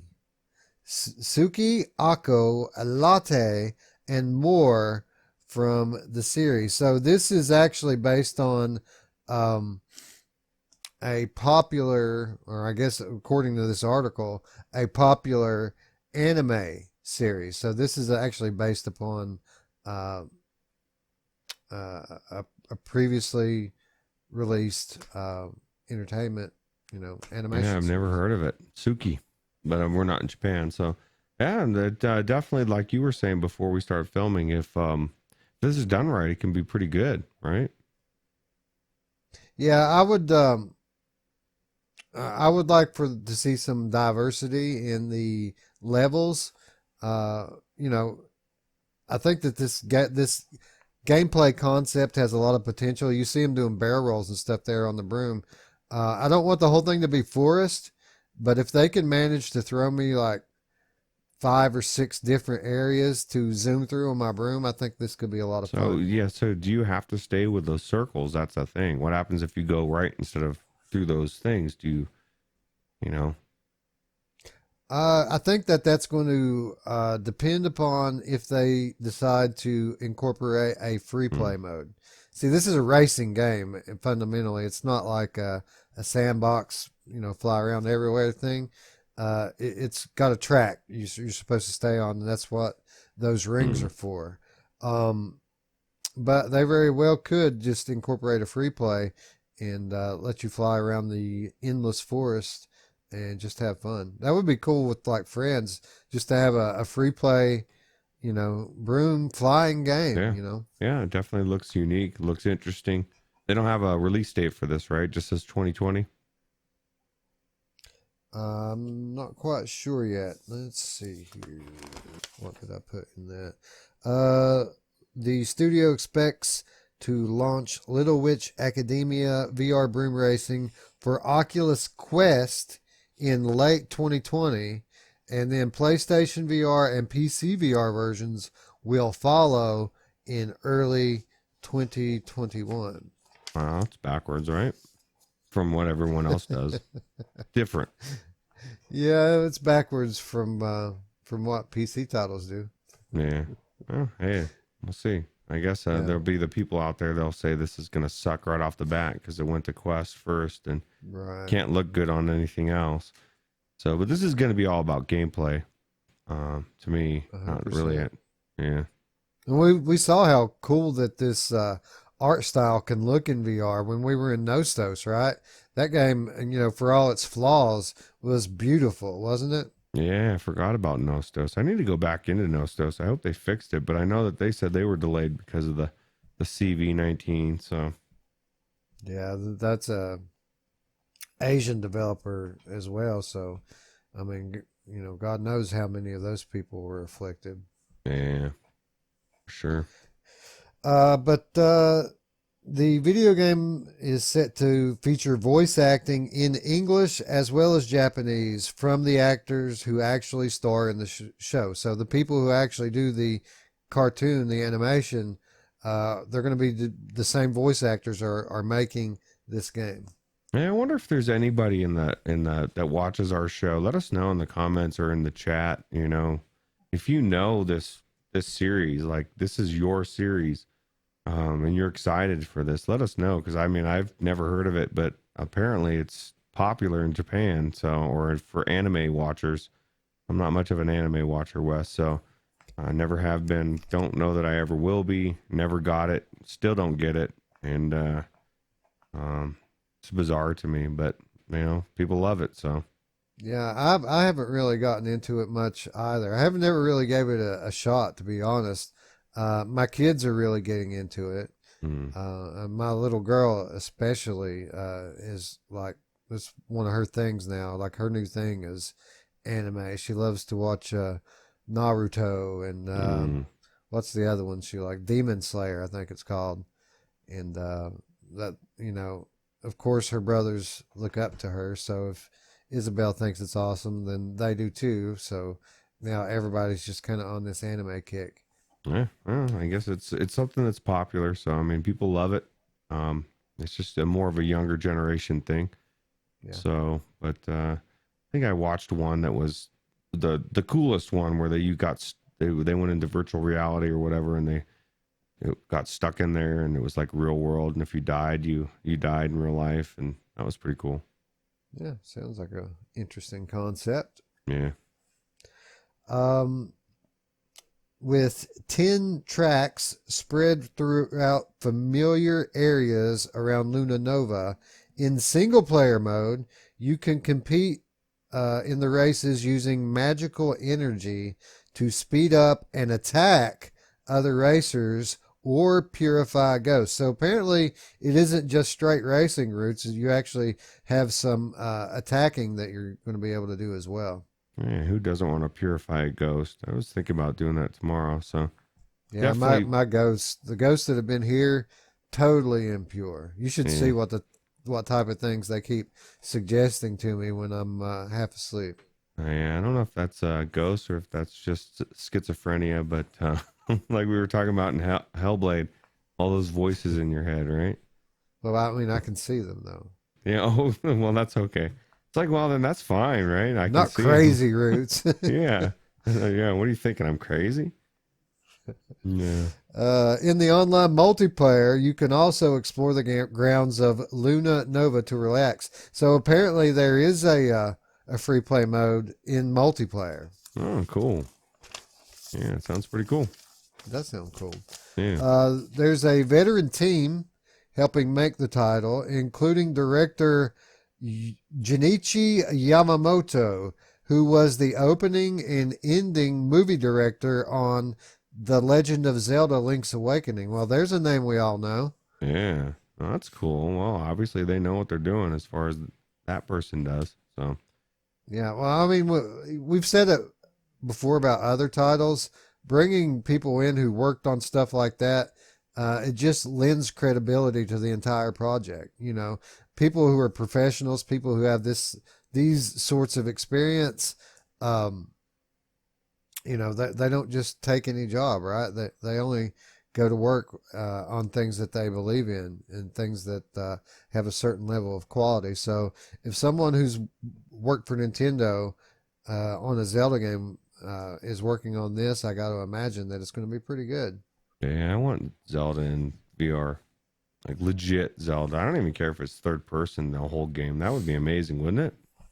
Yeah, that's one of my main motivations behind wanting to set up this Dolphin emulator, because it plays, the vast majority of Nintendo Wii and GameCube games in legitimate VR. So any of those first person, third person adventure games on the Wii, you can play in VR.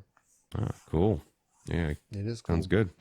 I've actually watched footage of, I forget what the name of that one is. It's the Zelda game that was out on Wii that was very cartoony. It was notorious for the cartoony look that it had. But I watched somebody play that using Dolphin in VR, and it looked great. It looked fun. Yeah, we need to check that out.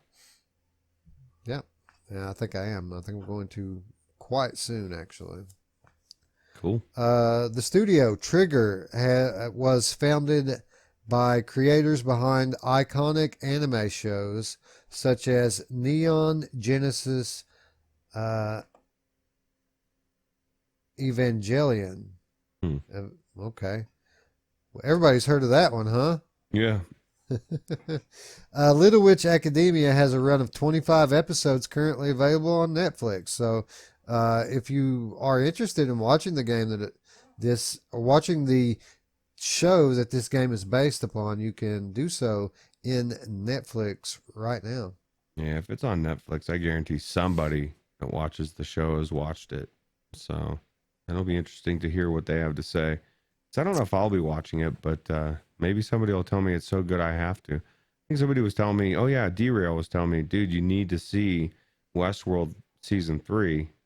He said that there's a lot of cool stuff in it. And I was like, dude, I haven't watched 2 yet, but I need to get on it, Wes. I need to watch both seasons.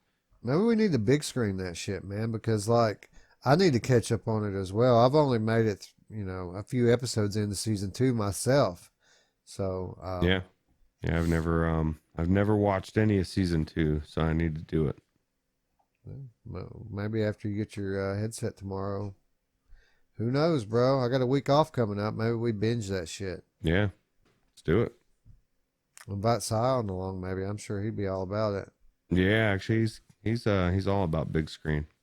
I was telling him when he went in, when I went in and watched Ghost in the Shell or whatever. We went in and not with him, but I just sat there. We talked most of the time, and he's like, "Oh no, I watched the movie and then talked after." So I have a hard time. We'll work on getting your audio thing worked out too, because I don't know if you remember, but when we were putting together the 2019 show in big screen, I decided to test out my audio sharing, and it did not work at first. I had to change some settings in the Oculus app as well as the big screen app to get it to work. But I did get it going after a couple of minutes of tinkering with it.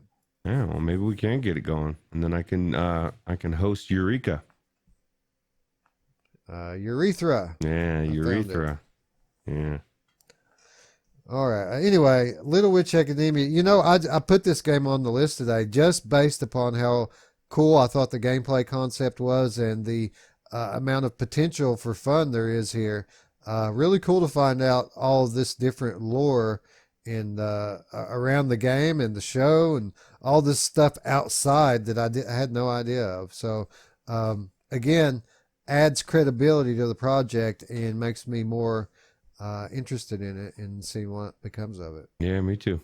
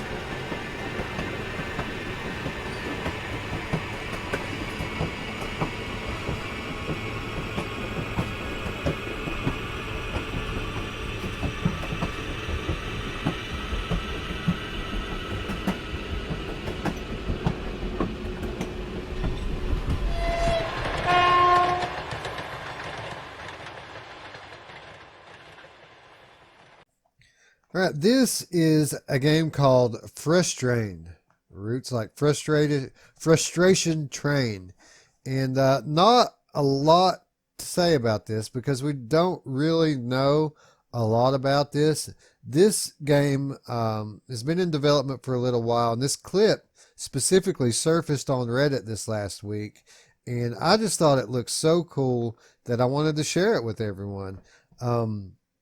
In Frustrain, players solve puzzles on board a fast-moving train. You explore different compartments, uncovering items, and meeting a strange cast of characters. And from the looks of it, Roots, the environments seem to be highly interactive. Yeah, it looks like you pretty much can mess with everything. Kind of curious to see what the character is about. That one guy looked a little weird. A little weirded out when you opened the door, too. Like he was like, what the hell? Yeah, this is... it's kind of being described as like a horror game, but I don't think it's like a hardcore, totally frightening horror game. I think it's more of like a weird, spooky type of horror game. You know what I mean? Maybe like a psychological thriller type deal. Well, that was weird, man. He like put his hand in the toilet and touched the poop, and then it started rising up to your waist. That doesn't sound like a good time for me. Leave it alone. If it's in the toilet, you don't touch it. You don't put your hand in there. You don't do anything weird. You just flush it down and watch it go away. You don't touch it? No, I don't touch it, but I've been doing it all wrong, Roots. Yeah. I gotta go, bro. I got some things that I need to look up. Yeah. Yeah, you really do actually, if that's the case. But yeah, it looks like there's a lot of things to interact with, so it is curious. Cool looking art style here, huh? I mean, it's highly stylized, and of course it's in black and white, a la Wilson's Heart, a la Here They Lie, Journey for Elysium. All of those games, though, absolutely, it worked. I've never been in a black and white VR game where I said, you know what, this looks like crap. It always looks cool, and it looks like it's going to be no different here. Yeah, it looks like the artwork's different for sure. Yeah, I agree. Yep. This game is in development primarily for Oculus Quest, but the developer says that it will be coming to PSVR as well. I guess it's all about the puzzles or whatever's going on in the game, right? Because I mean, it does look different. That looks pretty cool. Yeah, I mean, it's odd because you'll read in some places and they'll describe it as a game, and in other places it'll be described as a visual novel. So I would consider it to be probably largely story-driven experience, but it's highly interactive. Like there's going to be some light puzzling in it. I imagine it's going to be something in terms of gameplay like Separation that just came out for PSVR in recent months. Yeah, looking at it, I mean, honestly, if you said, okay, look at this game, I think if you say, look at this visual novel, it totally takes a different spin on it, doesn't it? Because you're watching a story, or you're going through the story, and you're able to interact with stuff, and it could be really cool, Yeah, well, if you go to the developer's Twitter account, in there, that he describes it as a visual novel. Generally, the people who are describing it as a game are the articles that I read on it, and other people talking about it have described it as being a game. But from the developer's own mouth, it's a highly interactive visual novel. Yeah, well, it definitely looks unique, and if it tells a good story, I think it'll be good. Yeah, right down my alley, bro. I can do visual novels all day long, especially those that are unique and have a unique look and tell a unique story. And this, from the limited footage that we have here, certainly appears to do so. It just looks like it would be a weird world to walk around, Yeah, absolutely. I mean, just the setting of being on this train, you never know what's going to be behind these doors, right? I mean, every door can bring something new. Yeah, absolutely. Anyway, this is Frustrain. No idea when it's coming. No idea how much it's going to cost. All we know is that it looks cool and it's coming to Oculus Quest at some point. No idea even if this is going to be on the proper Quest store or if this is something you're going to have to go to SideQuest to get. Yeah. Well, time will tell. We're running out of time, Wes. They got to put it out soon. I guess they don't have to. We got nothing but time, bro. Yeah, that's nothing true. but time. Anyway, frustrating. Keep an eye out for it. All right, so that's going to wrap up our gaming news for the week and bring us into our reminders. And we're going to kick off reminders the way we do every week, and that is by reminding each and every one of you, as well as ourselves, to wish list these awesome games that we've been talking about today. Do our part to help the developers out. If you're not able to buy a game today, do the next best thing and then put it on your wish list and help develop a little hype around some of this stuff. And we talked about some really cool looking stuff today, Roots. So we need to get in here and wish list some of this stuff. Yeah, my most anticipated on the list is Mini Motor Racing for PC and Wizard Dark Times.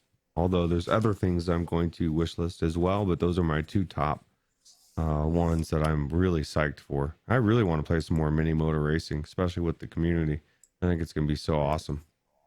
Absolutely. I concur on both counts.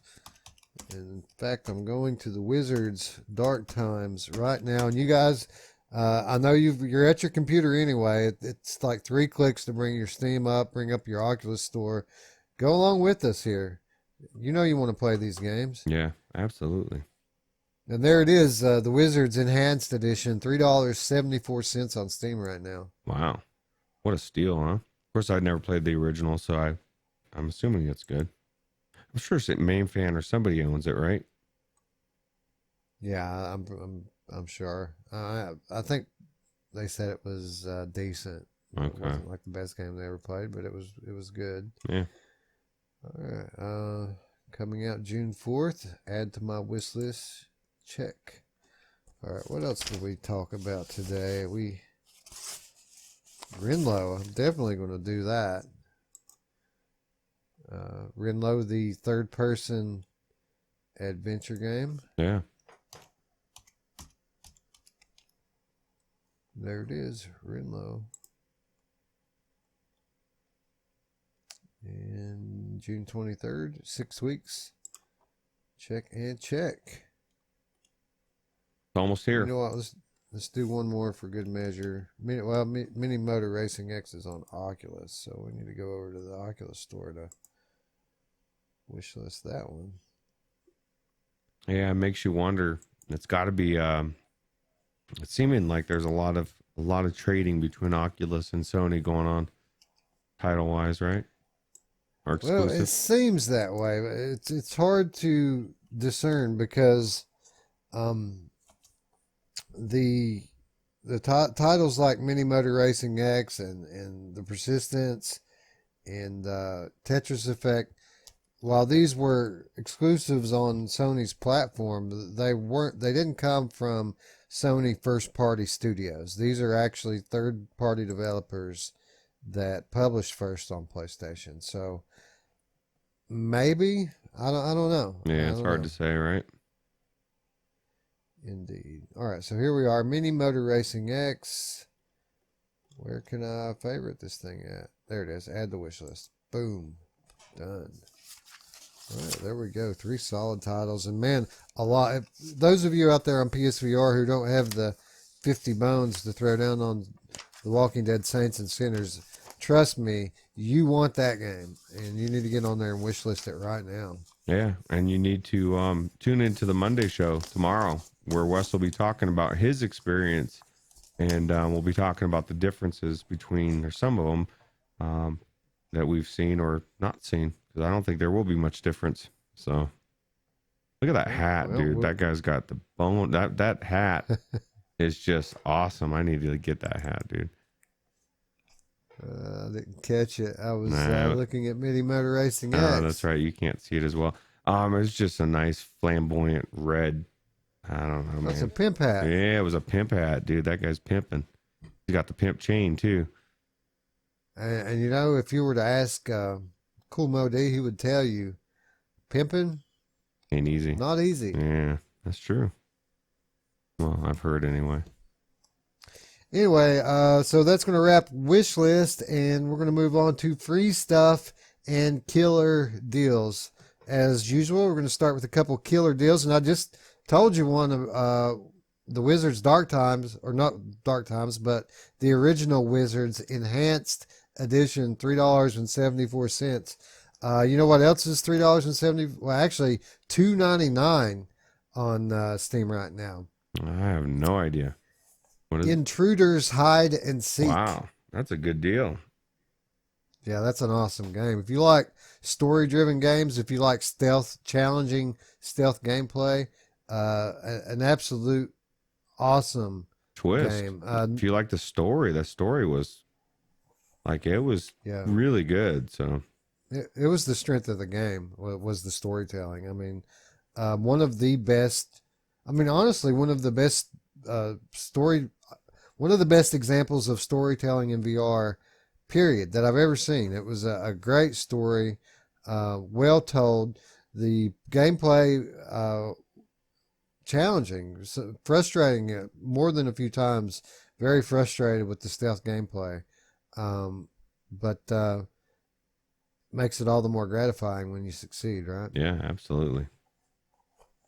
But $3 for that, shit, they're giving it away. Yeah, that's a real good deal. And the other killer deal I have down here was actually one that a game that we talked about on this past Monday show, Abduction. Abduction, people were asking about it. How much does it cost? Does it ever go on sale? Well, guess what, friends? It's on sale right now for $10 on Steam. Yeah, if you want to find out what's going on with CW like I do, I think I might go into that game tomorrow, Wes, when the headset comes, because I've been jonesing to get back into a little bit of Abduction and find out what's going on in that story. Maybe we do an update on it. I don't know how early it's going to get there, but we need a second game for the Monday show. Yeah. Maybe we talk a little more about Abduction. Go a little further in that one. Yeah, it's true. Who knows? The only thing we're locked in on right now is The Walking Dead Saints and Sinners. Maybe Abduction as well. Yeah. Okay, and that's going to bring us to free stuff. And pretty basic free stuff right now. We've got PlayStation Plus for the month of May.